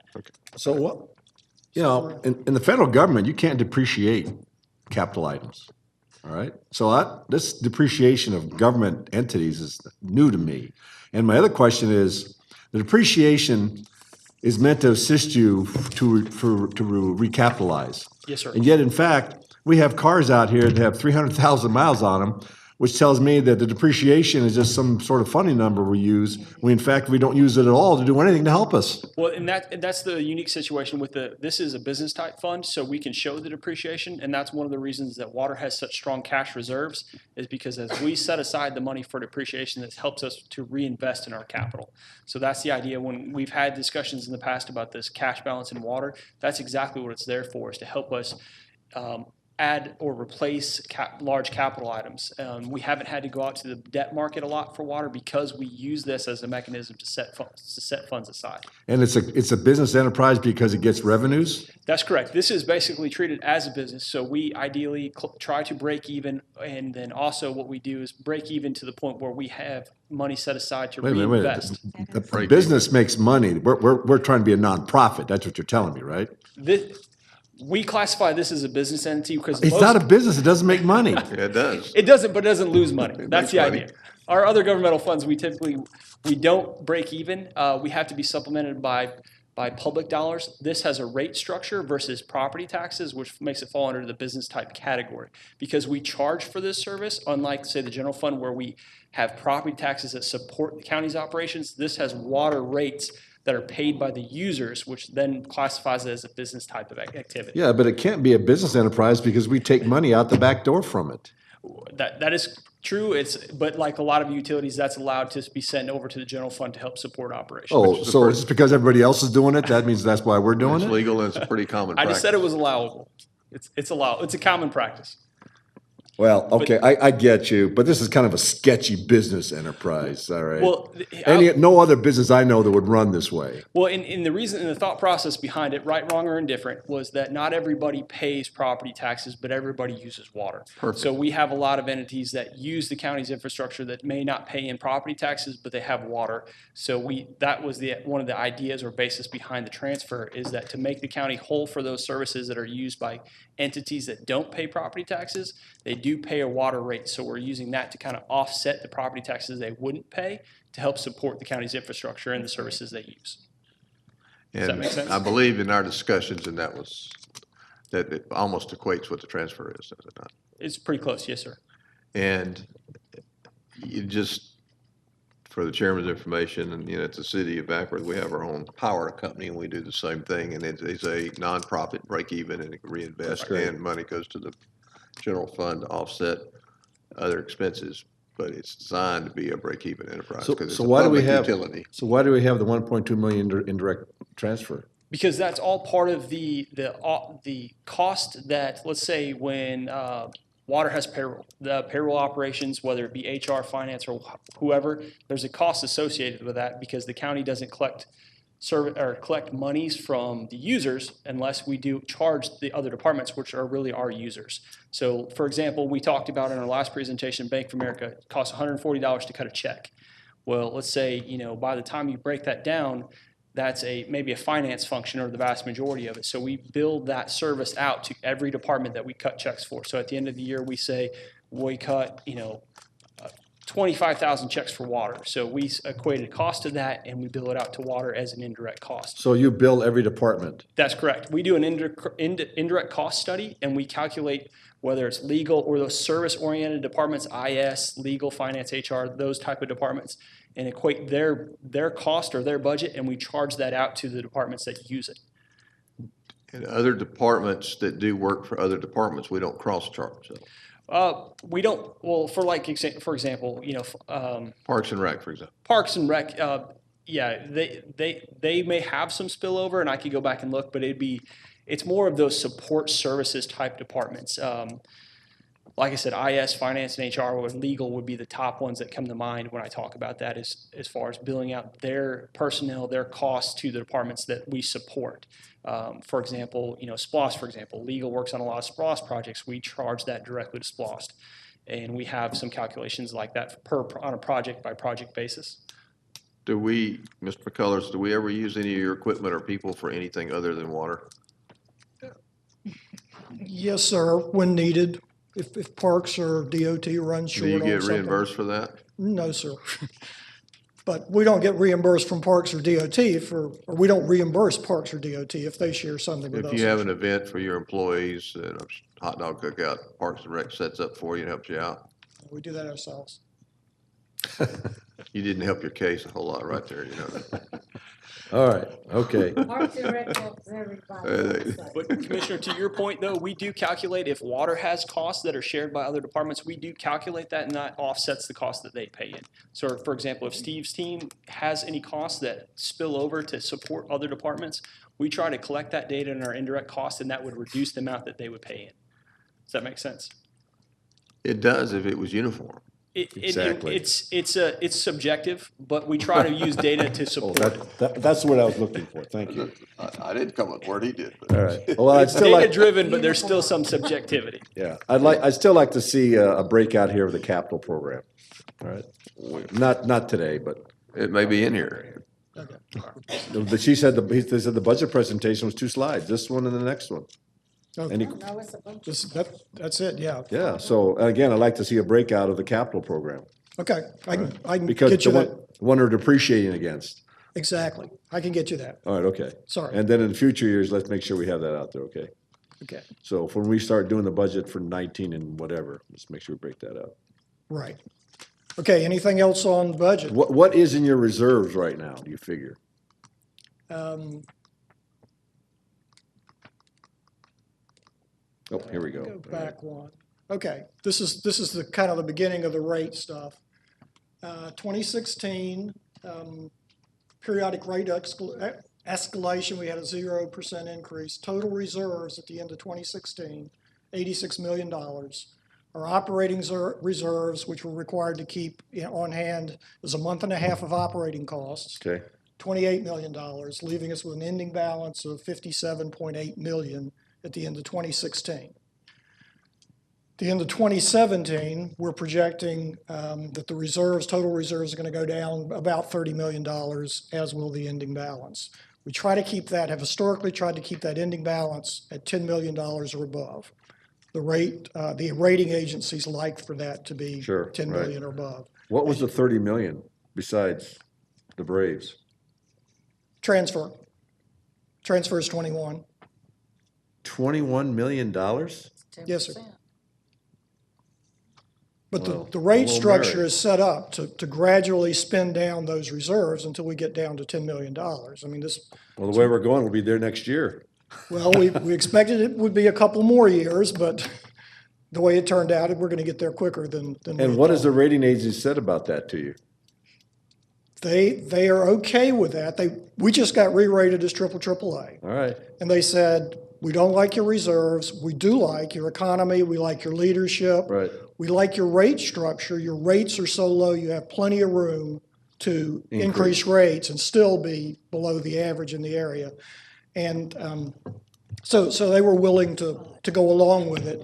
They did ask what I was going to recommend as a rate increase for Right. this year, Okay, which I'll get to again okay, in just all a right. moment. Go ahead. Well, let me Excuse me, ask Steve. Mr. Vogtman a question about this, and he knows it's Before coming. Bill comes up, Steve, what's the issue with the reserves? Oh, I'm sorry. What's the issue with the reserves? You said a month and a half of reserves where you keep on hand. Is that not Yes, ma'am. good? For AAA, they like to see 6 months. Okay. I'm a little confused because I have a chart in my desk that I got from finance that said that the last 8 or 10 years, we had $80+ million in reserves constant. Right. So how are we spending it down all of a sudden 30 million when we didn't do it the last 3 or 4 years? These reserves are from our financial planning model, which takes into account obligations where we've executed contracts that we're obligating to pay somebody. So this is not cash on hand? This is not cash on hand. Bill handles the cash on hand. Correct. And All right, Steve, what is the cash on hand consistently for the last 5 to 6 years? It's been close to that total reserve number that you see for 2016. We're around $80 million. Now, we did borrow from the water fund at the end of last year, which was one of the issues we had to address with the rating agencies and make sure they understood. That what was for TAN, correct? That was for TANs. And we paid it back. We did pay it back, and we're not doing it this year. So I guess I'm a little confused is reserves, operating reserves, transfers, but cash on hand for the last 10 years consistently been between 60 and 80 million. Yeah. Can I jump in on this? I guess. The financial planning model shows it around 80 million for the past several years and actually shows it a bit higher than that for preceding years. So we're fairly close on the cash on hand with our total reserves here. And there is, and Steve is showing this for 2017, we do anticipate a spend down, and these are projected numbers. So when the end of the year, we can come back and show you how we finished. And we can give you an update on cash on hand. Perfect. But because we didn't increase rates and we adjusted the water transfer back up to 10% in 17, we do anticipate a spend down. And part of that was because we talked about the cash on hand being maybe a little higher than we'd like to see. And to do that, we didn't increase rates, and we, like I said, when we didn't increase the rates and adjusted the water transfer, we do anticipate the water fund to have a net loss this year, which is kind of what Steve's showing. Now, we can reevaluate that at the end of the year and see how close we can. But the water transfer before it bumped up was still, what, 16 million or something? Oh, actually, it was closer to 12 when we got down to the low point. But over the last 8 or 9 years, it's been somewhere between 20 and 12. That's correct. 10% is typically around 20. So the consistently 80 million in hand has been including that water transfer every year. Right, but part of the idea with decreasing the transfer or the percentage transfer to the general fund, as we did that, water was able to hold the rates flat.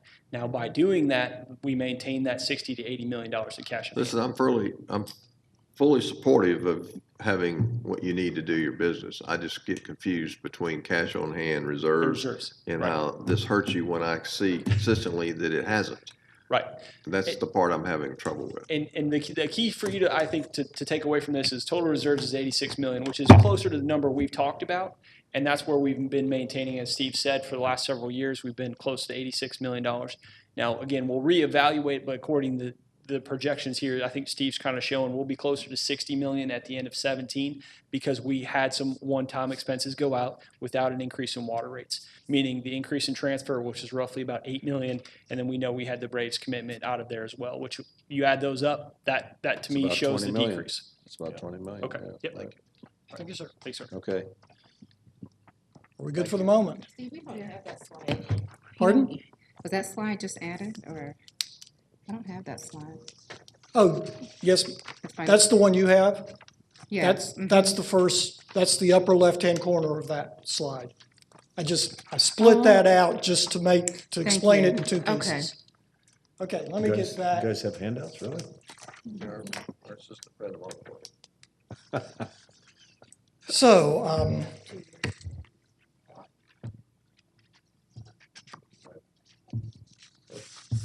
Go ahead. I'm sorry, go ahead. back to this is the beginning of the rates discussion. Lowest rates in the Atlanta metro area. As you can see, we're a bit lower than anyone else. Fulton has just adopted a 5% per year increase. They were the only ones that were close to us. No increase since 2012. Cost of water purchased, the actual rate we pay for water purchased has gone up 23% since the last time we increased rates. Cost of the balance of the operation has gone up by 12% over those 5 years, and these costs were offset by the reduction in reserves and the transfer. And don't we have, when we buy water from the Cobb Marietta Water Authority, they have an incremental scale of increasing prices sir. we're paying, right, for a set number of years? Like every year that goes up mandatory 6% or something. Did I read that somewhere? Well, they went up 4% for a number of years and said they were going to go up 4% through 2022, and they Okay, just yeah. dropped that down to 3% for Okay, the but they foreseeable do future. have, they've told us that up to a Right. certain time in the horizon, we're gonna be paying more every year for money. Right, Okay. that's correct.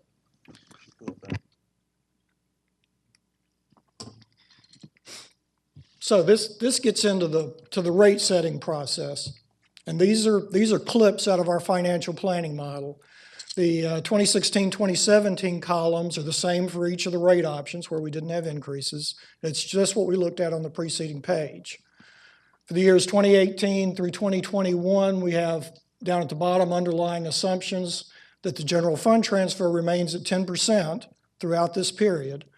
Cost of water purchase increases by 3% a year, which is the water authority increase, and stormwater funding increases by $1 million a year. Now, if the general fund transfer is dropped back down to, say, 8% in 2019, that would obviously have an impact on what we're looking at. But the top line up there is what we would recommend. It's what we showed the rating agencies. 3% increase per year starting in 2018, maintains that ending balance at about $10 million. They like that fine. Told them that had not been approved, but that's what we were going to bring forward, so that's what I'm bringing forward. If you don't want to do that, the next three sets of periodic increases all have a 0% increase in 2018, and then you see the impact. But if you'll notice on the ending balance for each of those final three options, the balance gets lower and lower, closer to zero. So that's a bit of a problem. But there's so much flexibility in everything that's going on here, including the general fund transfer in 2019. So it's really hard to figure out exactly where we want to be. I'm going to be asking you folks over the next month or two to tell me whether you want to increase rates in 2018 or not, because I'm going to need to know to get everything ready. I would hope to get direction perhaps offline. If you don't want to increase rates, then there's no need for an agenda item. I think you need to bring it forward as an agenda item so we can talk about it, all right? Because that's the only way we're gonna get an answer here. This offline stuff doesn't help you at all. So if you just bring it forward as an agenda item with your recommendation, and the board can talk about it. All right, Mr. Hosack, does that work for you? Yes, sir. I mean, I think that's more advantageous to you, isn't it, to get your story out there and have us talk about it early as possible? I'm good either way, just need an answer one way or the other. And historically, obviously, we've done it the other way. So, who's your liaison? Commissioner Cupid. All right, well, I'll let her make that call, so. Can I Bring it ask on, Steve, bring it on. clarification here, Mr. Cullors? Yes, sir. Number one, I guess is the one you prefer, is that correct? Yes, sir. And that includes the transfer of staying at what it is today. Yes, sir. Help me with the ending balance. Is that the slide you showed us earlier, which showed the reserves and what's required? Yeah, this is just the upper left-hand corner of that slide. It's just the 2016, 2017 for periodic escalation 1. That was just to explain that piece of the slide before we got into the optional rate structures. Okay, so even with the rate increases, then you're going down in your ending balance? Yes, Is what sir. you're saying? Yes, sir. Because of your spending in capital? Is that? It's the whole package, capital and operating. It's going up every year. And we've been holding the rates constant and making it balanced by drawing down reserves. And we're So I'm doing- assuming if the rate doesn't go up, those numbers are going down even further. Right. Yes, sir. As shown in periodic rate escalation number 2 there. That one has a 0 increase in 18. You can see there's a $4.3 million difference in ending balance as a result of not increasing rates in 2018. Well, I for one assume that if your wholesale rates go up, then that is something that most any business enterprise would increase their rates accordingly. Yes, sir. Would that be, in your mind, the same increase, or would he add on top of that, or? I think a 3% rate increase is justifiable because of the water sale, the cost in water. The wholesale water comes up. Yeah. I certainly think that too, and I support that, so. Yes, sir. Just piggybacking on that, Steve, the ending balance, what's your goal for your ending balance? Like to keep that above $10 million, or at about $10 million. To cover? To cover anything that might come up. Our revenues particularly are very sensitive to the climate. If we get a wet year, That's right. That's our been revenues could discussion drop about $10 that. million because we don't sell near as much water. So there's some variability in your cost structure based on weather, and that gives you a buffer, the Right. 10 million? Yeah, it's pretty significant. I was, last month I was at the Water Authority, meeting, and it's amazing what the rainfall this year has cut into the revenue stream already. There's been so much rain this year. That means people aren't watering their lawns. So their revenues have been cut. Same thing with power Interesting. in school, summer. Yeah, same thing, right? Yeah. So Gas, it's, warm winter. it's a great point. It is affected by the climate. But I thought there was a drought. I would love to I water know my lawn. our current revenues are being impacted by the rain we're getting now. Last year, the reason we ended up with $86 million instead of the $78 million we had projected was because we were in a drought and we sold a bunch of water. Interesting. So, yeah, we try to keep some maneuver room in our reserves on hand. Okay, that makes sense. Okay, so at some point, and we can discuss how to get this accomplished, but I'll need some guidance. Commissioner, I'll look forward to talking with you about this further. Okay, next topic, system development fees. These are capacity charges that everyone who ties into the sewer system pays. The basis for this is, and it's to recover the cost of treatment works particularly that have already been built primarily, and to fund treatment works going forward, but to pay off bonds, that kind of stuff. The system development fee, SDF, for a single-family residential connection, if you build a house in Cobb County, you pay us $2,900 as your share of the capital, the cost of the capital, or the cost of the infrastructure required to treat your wastewater, to manage your wastewater. And that is a little less than half what the actual cost is for that infrastructure. Wholesale customers who have their own sewer systems, Marietta, Smyrna, Fulton County, also collect SDFs and pay us SDFs because they're using our sewer system. Revenues for FY16, about $13.4 million in SDFs, so it's not an inconsiderable sum. It's serious. Our current annual debt service, not saying that it's one-to-one between SDF and debt service, but our current debt service is about $30 million annually. That's the pay for the infrastructures Yes, sir. to support those tie-ins. Yes, sir, but it's some of the tie-ins, some of the infrastructure we've paid for out of pocket, others of it we haven't. That just happens to work out about right. Okay. Can you help me a minute on Infrastructure, we talked earlier about the fact that that infrastructure is being depreciated. Yes, And sir. that's also a cost savings because you're operating as a quasi-business enterprise. So what was built in the 80s or 90s that we're still paying for and you're charging, I mean, that could already be paid off or Yes, sir. depreciated. So how do you calculate what a home or a business or whatever has to pay for infrastructure that's already built and paid for? That's just kind of an average contribution over a very long period of time. It's not specific to actually what a particular house is using or which sewer lines they're using or anything like that. It's just a number that So everybody it's gets not to. actual, it's just. That's correct. That's correct. So Northwest Cobb, whatever, it's been built out, or Ackworth, Kennesaw, whatever, then that's been in there for 20, 30 years. It's already paid for, but we're charging the same as if it was just put in yesterday. Right. The original plant's already paid for, but we've paid more since it was installed to upgrade it in capital costs. So, Operating is different than capital though. no, for capital costs, to upgrade it, we've paid more.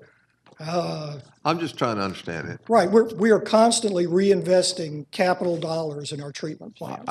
I know you are, and I Yeah. think it's great, and we need to do that. I'm just trying to figure out if this is a swag or if this is a, actual cost recoup. It's a swag. Okay. Right. All And I got it. the calculated number comes out between $6,000 and $7,000, and the Board of Commissioners decided 2,900 is a good number. That's an honest answer, thank you. Thank you. Okay. SDF comparisons for single-family residentials. You can see that we are, for that group that I'm showing there, we are the lowest if you combine water and sewer. We don't have a water impact, not impact fee. We don't have a water capacity charge, whereas some of the other ones do. So single-family residentials, we're at the low end. Commercials are more difficult. The way we calculate SDFs for commercial enterprises, we base it on the use of the entity. Offices are based on square footage, restaurants on number of seats, schools on number of students, hair salons on number of wet stations. There's a whole range of those things.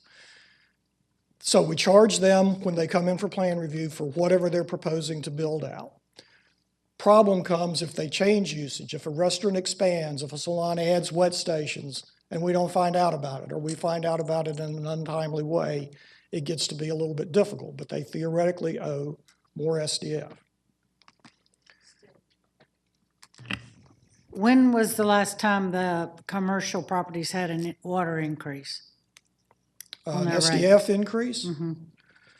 The SDFs were increased, you got it, 2007 or 8? 2009. 2009, we went from the $1,700 base to a $2,900 base. It's one fee for everybody, right? No, No, that's it's not. that's That's the residential. It's residential, what about Residential. commercial? The commercials are all based on how many equivalent residences a particular commercial is equal And to. that's based on a national table that you use, Yes, it's based on a table that we use. but it's not our table. No, sir. It It's came, somebody's table. I think it came from the state of Georgia, actually. Oh, really? Are we bound to that? I mean, No, or ma'am. can you increase fees on commercial but not residential? Yes, In a ma'am. given year? And let me go on if I may, and we'll tie back well, into that, question a little bit. Okay, well, foreshadowing, what we want to go to is a system where we base the SDF on the size of the water meter serving the property. And that kind of changes everything. So if we redo the rates on that basis, then the board would have the opportunity to set the rates for each meter size however they want to. It's based on the inlets. Sensors used to measure what goes out of that building. We're talking about metered flow going into the building. Exactly. Yeah, okay. Right. Okay.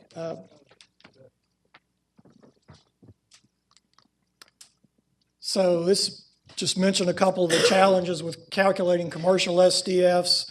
The biggie is if a developer builds a shopping center and we bill SDFs for the entire shopping center as office space unless we know what's going into the shopping center.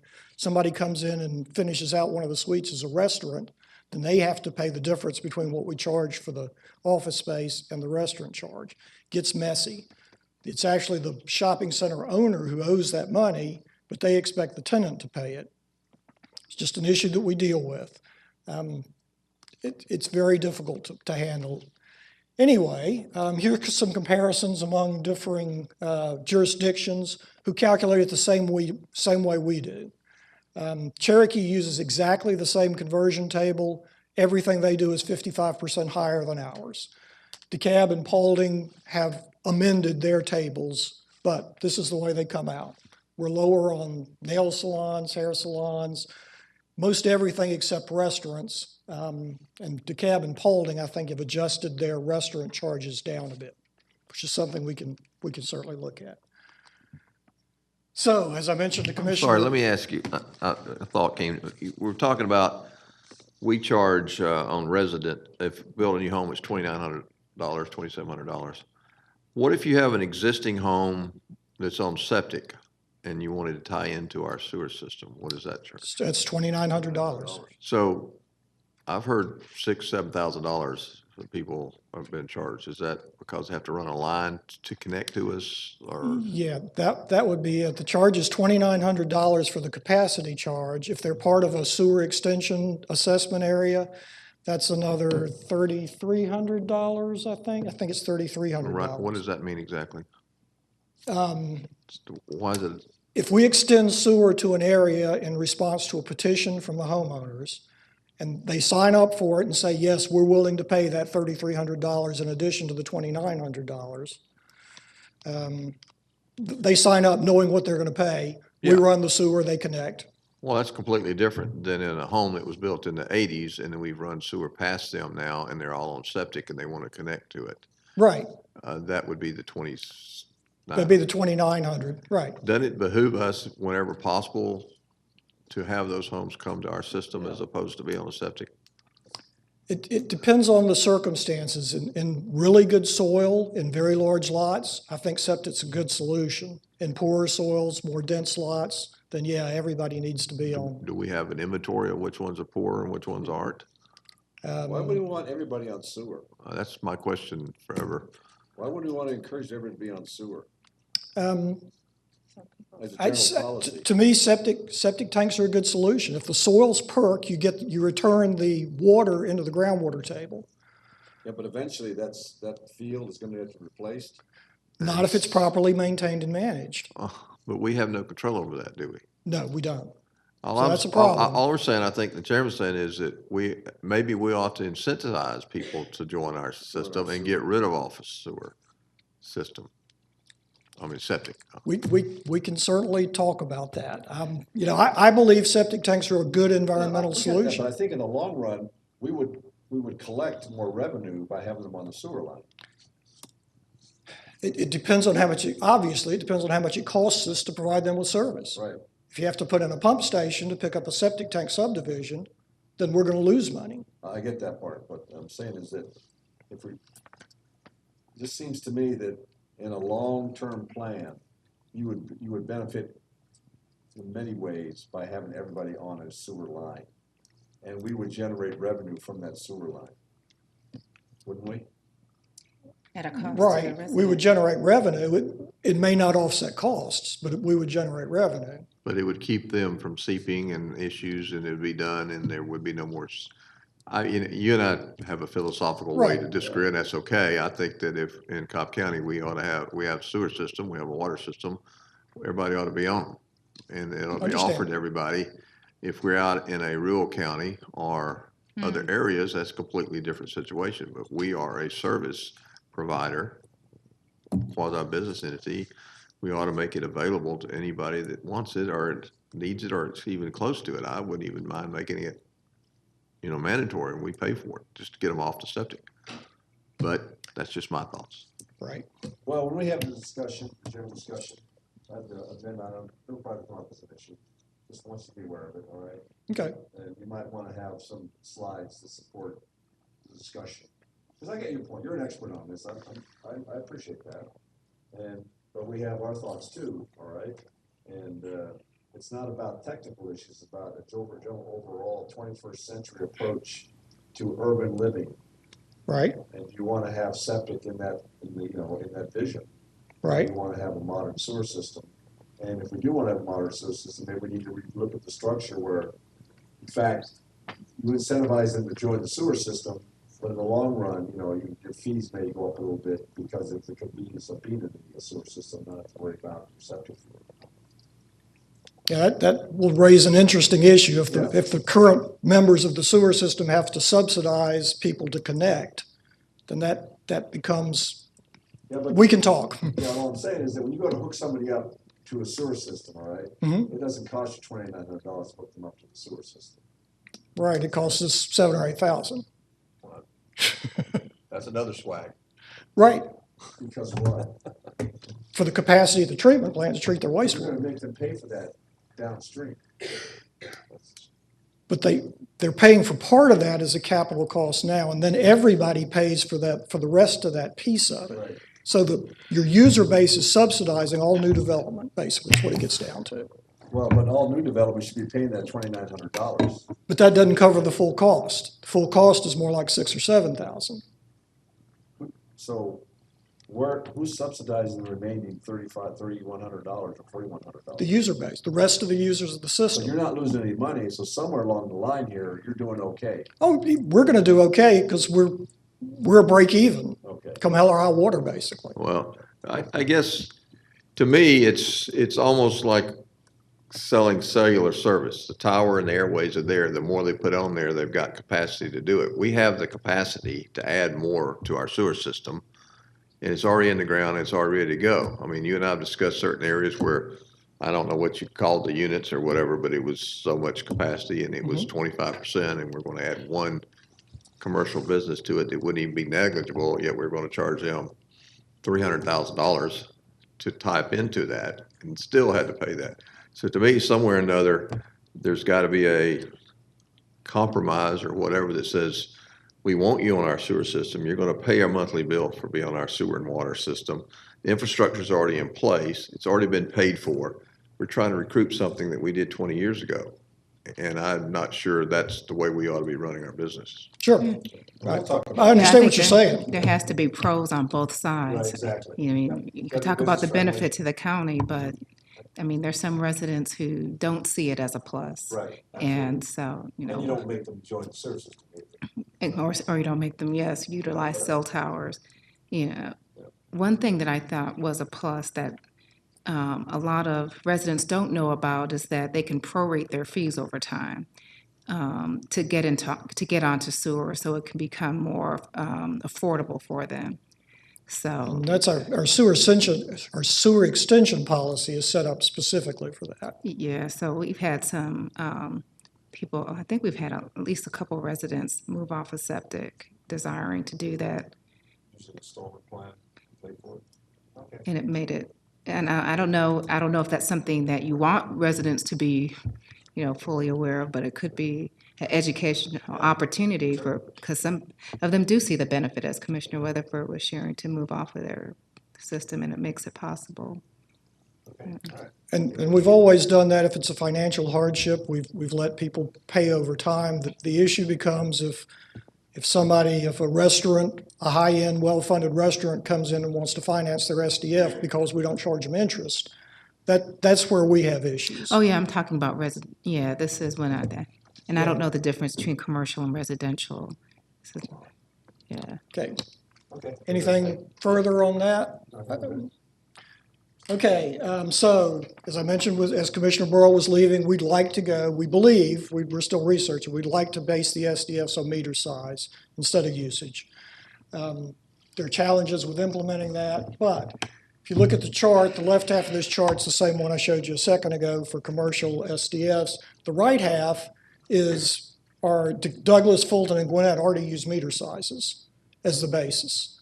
So those kind of give you some numbers of where they are. Fulton, I will note, has the lowest SDFs of anybody around. Atlanta does not charge an SDF, and their rates reflect their water and sewer rates are 2.5 times ours. But Fulton's kind of an outlier. Everybody else is more or less in line. But it's being done, it has been done, easier to implement, and I would think that come the fall, we would bring forward a recommendation to you folks to change the way we do the SDFs. Would that raise the rates for everybody? Not necessarily. Depends on what you want to use for the cost. I mean, right now, for a 1-inch meter, Douglas charges $14,475. We could charge $8,000, whatever we want to set it at. I'd like to keep it revenue neutral because we got SDF is a significant portion of our revenue stream. But that's something we can look at. Okay? And if there are no more questions of me, Mr. Higgins. Thank Thanks, Steve. Good afternoon, Mr. Chairman, Commissioners, County Manager. For the record, I'm Bill Higgins. I'd like to talk with you this afternoon about some of the issues that we're facing with stormwater management and the services that we currently provide versus those that we aren't providing right now. The growing legacy of corrugated metal pipe, what we're hearing about from some of the citizens we deal with in regard to increasing our menu of services, and how some of the other local metro Atlanta communities are dealing with some of the similar issues that we're facing. The main issue that we have, of course, is aging infrastructure, and I mean in particular corrugated metal pipe. I have a slide a little bit later in the presentation. It's about an 8-slide presentation that shows of the total 1,700 miles of storm drainage pipe we have in the county, 1,000 miles of that, a little over 1,000 miles of that is corrugated metal. And right now, we have about 64 miles that is over 40 years old.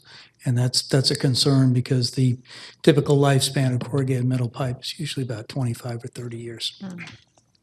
Flood mitigation, we have various programs, as I'm sure you're all aware, on flood mitigation, but the big thing we have coming up is the Sweetwater Creek flood mitigation alternatives. Right now, it's a study. It's a $2.5 million study. It could be completed next year, but there should be some very big capital improvement projects that come out of that study. Anything from additional home acquisition, floodplain property acquisition in the Sweetwater Creek Basin, as well as potentially some big stormwater diversion projects, as well as possibly some regional detention facilities to come out of that. Of course, I won't hit all of these points here, but we're in an environment of constant change when it comes to state and federal requirements. Every reporting period, EPD ratchets up the controls and what they expect us to do. And of course, their ultimate objective is clean drinking water, which is what stormwater ends up being ultimately. The last point is government responsibility with respect to protecting the public from latent hazards. And what I'm talking about there is what we found out after the 2009 flood.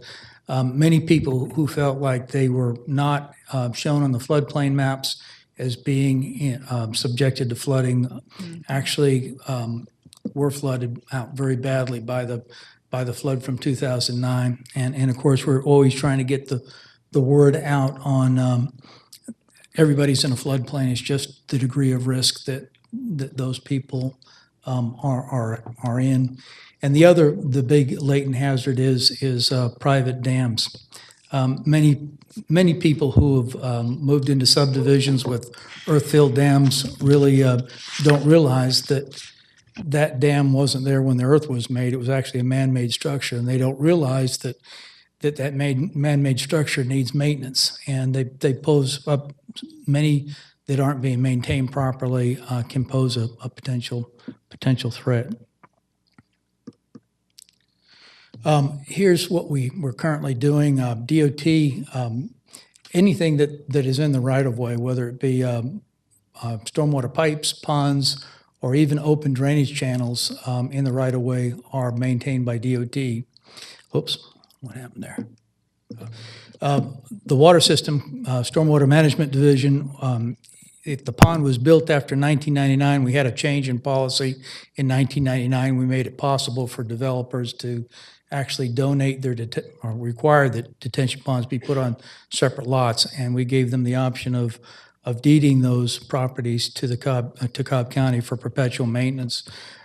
They also had the option of deeding them to HOAs. But if the pond occurs after it was platted after 1999, and it's on county-owned property, we're responsible for maintaining those ponds. We're also responsible for maintaining detention ponds that are dedicated to the county. But the ponds that were dedicated to the county prior to 1999, before 1999, we were actually just dedicated the dams and the outlet control structures for those detention ponds. We didn't actually have responsibility for maintaining the ponds themselves. And of course, we maintain pipes and ponds and recorded drainage easements that are shown on the final plats right now. Oops, sorry. These are some additional services that we also provide. We do stormwater plan review, rezoning application reviews, and variance request reviews. We do flooded home acquisition, mainly through GMA grants. We're up to about 200, sorry about that. We're up to about 200 flooded home acquisitions right now, like I said, mainly through GMA flood hazard acquisition grants. We pick up vacant floodplain land whenever we can, whenever opportunities present themselves. Our objective is to actually acquire all of the major floodplain land. So possession's 9/10 of the law, and it's a tremendous natural storage area for floodplains. We can't afford to lose it. And of course, if we own it, it's one of the best ways to preempt its future development. Have we tied that into the Parks Bond program to acquire land? Sounds good to me. I mean, if you can do Where's it. Jackie? I don't know. I'm going to look at that. Because, this green space is going to sit there for a long time, because you and I both know we don't have O&M to develop it for a while. So it might be something that we might want to look at. I mean, it'd be a twofer. We get green space and we get floodplain, and, acquisition for you. So you might It'd be want to get tremendous. talking about that, okay? Ultimately, if we acquired all of the floodplain land in the county and there weren't any houses in it, that's one way to solve the flooding problem. So, One of the criteria we look at for selecting the green space, but sure, I think that, absolutely. Given that the amount of land we're buying now is getting smaller and smaller because of the buildup, it may be overlap each other anyhow. Certainly.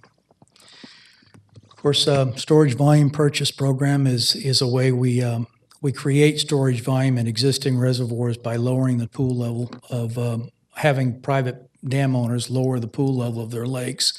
And generally, we always require in these type of programs that they apply the revenue they get from the county to upgrade their dam or to make it safer, or to comply with a state mandate to make it safer.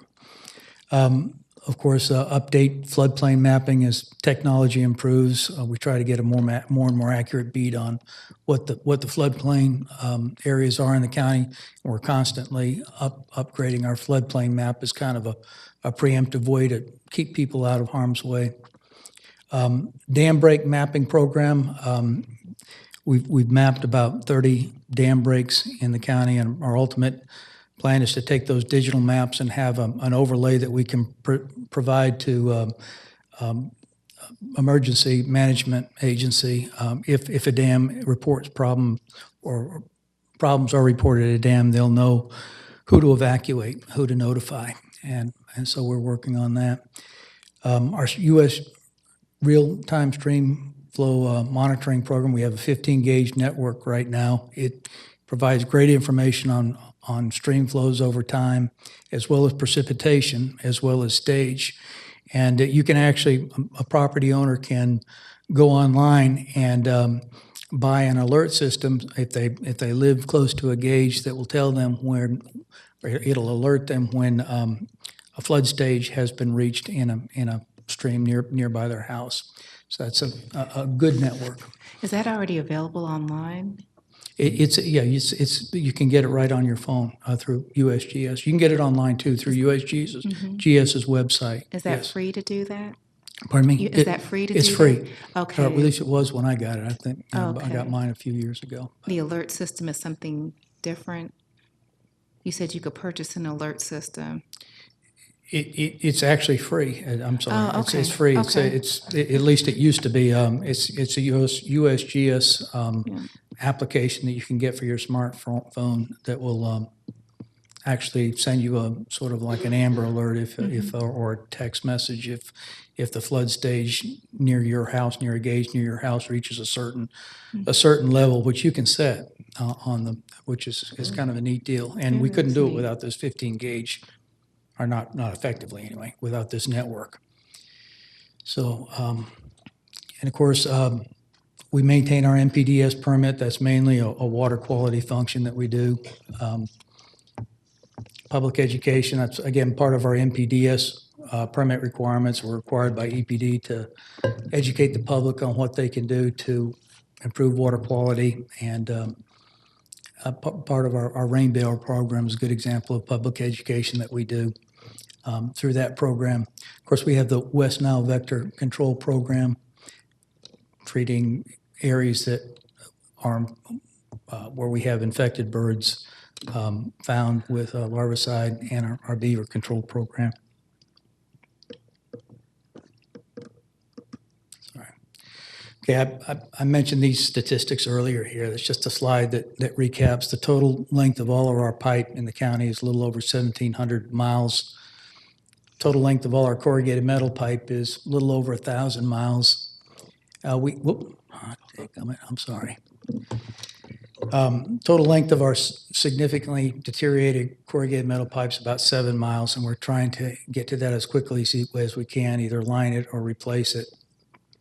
And of course, the total length of a corrugated metal pipe that's older than 40 years, which is a real concern to me, is 64 miles. And like I said, corrugated metal is generally thought to have a service life of about 25 to 30 years. About 85% of our expense every year are for pipe replacement and repair, mainly corrugated metal. Sorry, I'm sorry, thank you. Here's what we don't do right now. Pipes and detention ponds that are outside of recorded drainage easements, outside of public-owned property, including the public right-of-way, we don't maintain. We don't maintain any open channels. I'm sorry about that. Open channels that are outside the public right-of-way, and we don't maintain open channels at all, either on public, private, or private property. Undedicated, privately installed drainage systems that aren't dedicated to the county, we don't maintain those. Neither do we maintain private dams or private lakes. Detention ponds built prior to 1999, the only thing we maintain are the outlet control structures and the dams. We don't maintain the body of the pond themselves the way we do now for the ponds that we own. And privately owned drainage facilities on recreation areas, common areas, we don't maintain driveway culverts unless they appear in an easement on the final plat, which is rare, or commercial ponds or lakes. Bill, do we have lakes that we maintain now? We own a couple of, we have ownership in some of the dams we maintain.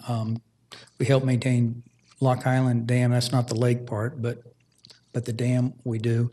We have county-owned facilities at Chastain Meadows and Mark Ave that we maintain. There's also a regional facility behind off of County Services Road that we maintain. But that's about it. We're not maintaining any lakes at all, lakes that are on private property. What about core property that we lease? So far, no. We have not been asked. You're maybe talking about Lake Altoona. It's the only one I can think of right now. But Well, Like Ackworth? Lake Ackworth, no, we have not been, we have not gotten into that maintenance. It's all federally maintained property, and so far, no. So basically, we only have a few that we take care of, is that correct? A few, it's just a few dams mainly. The lakes are just the ones on public property, and those are very few. Yes, sir. Thank you. Sure. Currently, we're funded between $5 and $6 million a year, which includes our capital salaries. Our revenues comes from the water and sewer bills. Other jurisdictions have implemented a stormwater utility to provide a dedicated funding source and to have a relationship between the fees and the impact of the property on stormwater management. A stormwater utility would allow you to relate charges based on something that relates to stormwater, like impervious area, instead of how much potable water you use, for example. And the thing that may be attractive to some on stormwater utility is right now we're struggling with the gratuity statutes in the Constitution say you can't use public funds to maintain, operate, or improve private property. But with a stormwater utility, where you're basically setting up a menu of services to provide, and you can select the facilities that are providing a public purpose and include those within the stormwater utility. Some other communities have done that successfully, and it's one way to do that. If I may share with the commissioners, there have been periodic bursts of requests for this, and I don't know how your areas are, but we have some communities that were older communities that were built without proper detention, and with some of our larger roadways like Austell Road, they're allowed to put in that huge roadway system with no accommodations for detention of water that comes off of all of that impervious surface.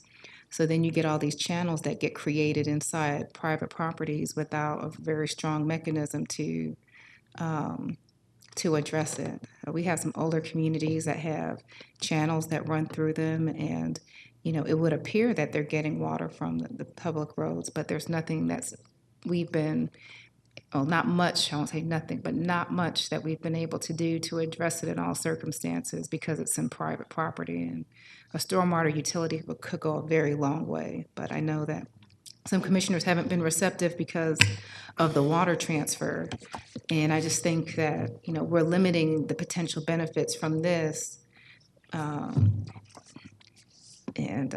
think when it's a widespread impact. when Steve comes and talks to you about his fee structure, I think you should also include this proposal as part of that I discussion. would love to, because we're Okay. behind. I think if you look at the other municipal areas, I mean, Fulton isn't on there, but I believe that a lot of that may be based on, there was a lawsuit in Fulton about how they were utilizing their revenue. But if you look at other jurisdictions by us, they've implemented this years ago. Sure. I mean, we're way behind. Okay, yeah, well, let's go ahead and we'll make that part of, Well, I believe Mr. McCullough's presentation showed you're going to be doing some more investment in this area, are you not? Yes. Right, I'd add in an additional $1 million per year to build up the stormwater fund. We're spending $5 to $6 million now. Probably needs to be 17 to 20 Whoa. to take care of all this failing infrastructure that Bill was talking about. So we would be hard pressed to get there with $1 million being If we drop the transfer back, we can increase the stormwater funding and then maybe swap out water and sewer fees for stormwater utility. I just think But if you we- were buying, you were, excuse me, you Go were ahead. buying down, I mean, you said 30 million in infrastructure. That wasn't anything to do with stormwater that you were talking about? I mean, you were taking your cash on hand down significantly. Right. And you and I discussed last year, I thought it was a lot of stormwater that you showed me a chart that we were gonna do, I thought, so. Yeah, we To still trying to use increase the reserves and a cash on And hand, that's- which is after we've transferred the water. And that's why I want to see the capital, I just the need to capital understand plan. it better. Right. I just think if we wait for that funding source to fund this activity, we'll be waiting forever because, I mean, Yeah, let's go ahead and make an overall, let's see what it looks like, all right? And then we'll talk about it. But let's at least look at it. I Okay. agree, I agree. And give us some exposure and some daylight. Look, I know they're big ticket items. I understand that. But what we can't have is that we just sort of bury our head in the sands, or we selectively Exactly. choose who gets to see these numbers. And then at the end of the year, we turn this into a crisis mode, and then we pass a bad product. And then we spend the rest of the year trying to, Band-Aid it. I hear you. This whole process is supposed to get all those numbers out early, so when we start putting together our 3 to 5 year budget, we know we can't fix this overnight, but we have a long-term plan of how we're gonna address this issue. And then the taxpayers, the voters, see what we're trying to do, so even though they know it's not gonna be fixed overnight, they know that it has our attention because it's in the budgets. That's what we're trying to do here. Okay, so don't be remiss, and whatever the cost is, put it out there, okay? That's whatever it costs to fix, because it doesn't get bad news does not get better with age. We all know we have an aging infrastructure, okay? And we all know that the fortunate part is that at least we have a department here, because it's a revenue generating enterprise. All right, we have potential for fixing this. Whereas in other parts of the budget, we don't have that kind of issue. We're not going to be raising the transfer amount to fix the other parts of the budget. That's to come somewhere else. But let's at least let's put it out there. What it is we're trying to do, and then cost it, and then let the board talk about it, and we'll come to some solution here where then we'll go and take it to the public. Okay. So I think that what you're trying to achieve here, Bill, is what we're going to do. All right? Great. We hear your pain, all right? All right, thank you. I don't feel it yet, but I hear it, okay? Quit while I'm ahead, but thank you. I just put some counties up there that are local. Sure. You probably all have heard about them, that have stormwater utilities and are doing very well with them. And this just gives you a range of how much revenue could be generated. Like you mentioned, Mr. Chairman, this could be a gradual change over time. We're going to have to staff up to actually spend this much money, I know. honestly. I know. Back that up. Can only handle, sorry. Back it up, you did it again. Oh, I'm sorry. No, the amount. One more forward. What? There we go. There you go, right Sorry. Move there. your hands. I don't know what. Sorry about that. Okay. Yeah, but yes, we would start out with 12 million, but ultimately we're going to need 21 million. And we recognize it's going to take a little time. We're going to have to staff up to spend that much money, and we really need. Right. But anyway, that's where we're heading.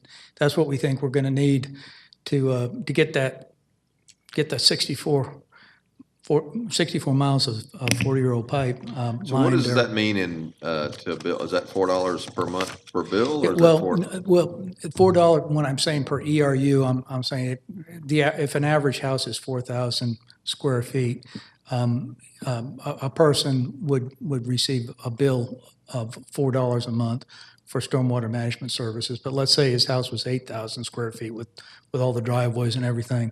Well, he'd be billed for 2 ERUs, so he would be billed $8 a month. Well, if it's lower than that, is it 4 a minimum?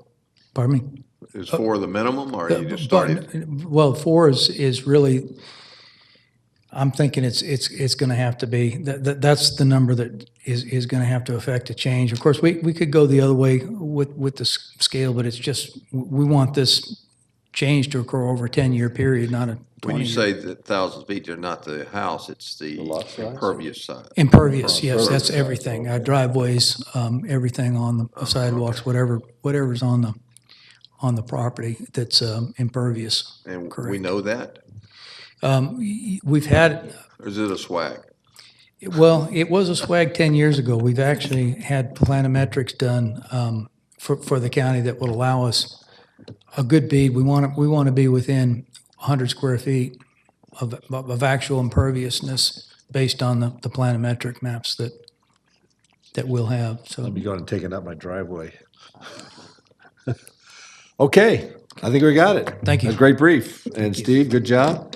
Get with Commissioner Cupid. Thank you for everything that you do, Bill. I know we Yes. have a lot of constituent requests to address stormwater matters, and I appreciate your responsiveness and taking time to visit properties and advise sometimes even when it's not a county matter, when it's a private. And thank you for property. the zoning help you give us. That's invaluable when you're up there. Thank you all, Commissioners, for your support. All right, so get with your commissioner here and let's, we'll be looking forward to something in the near future, okay?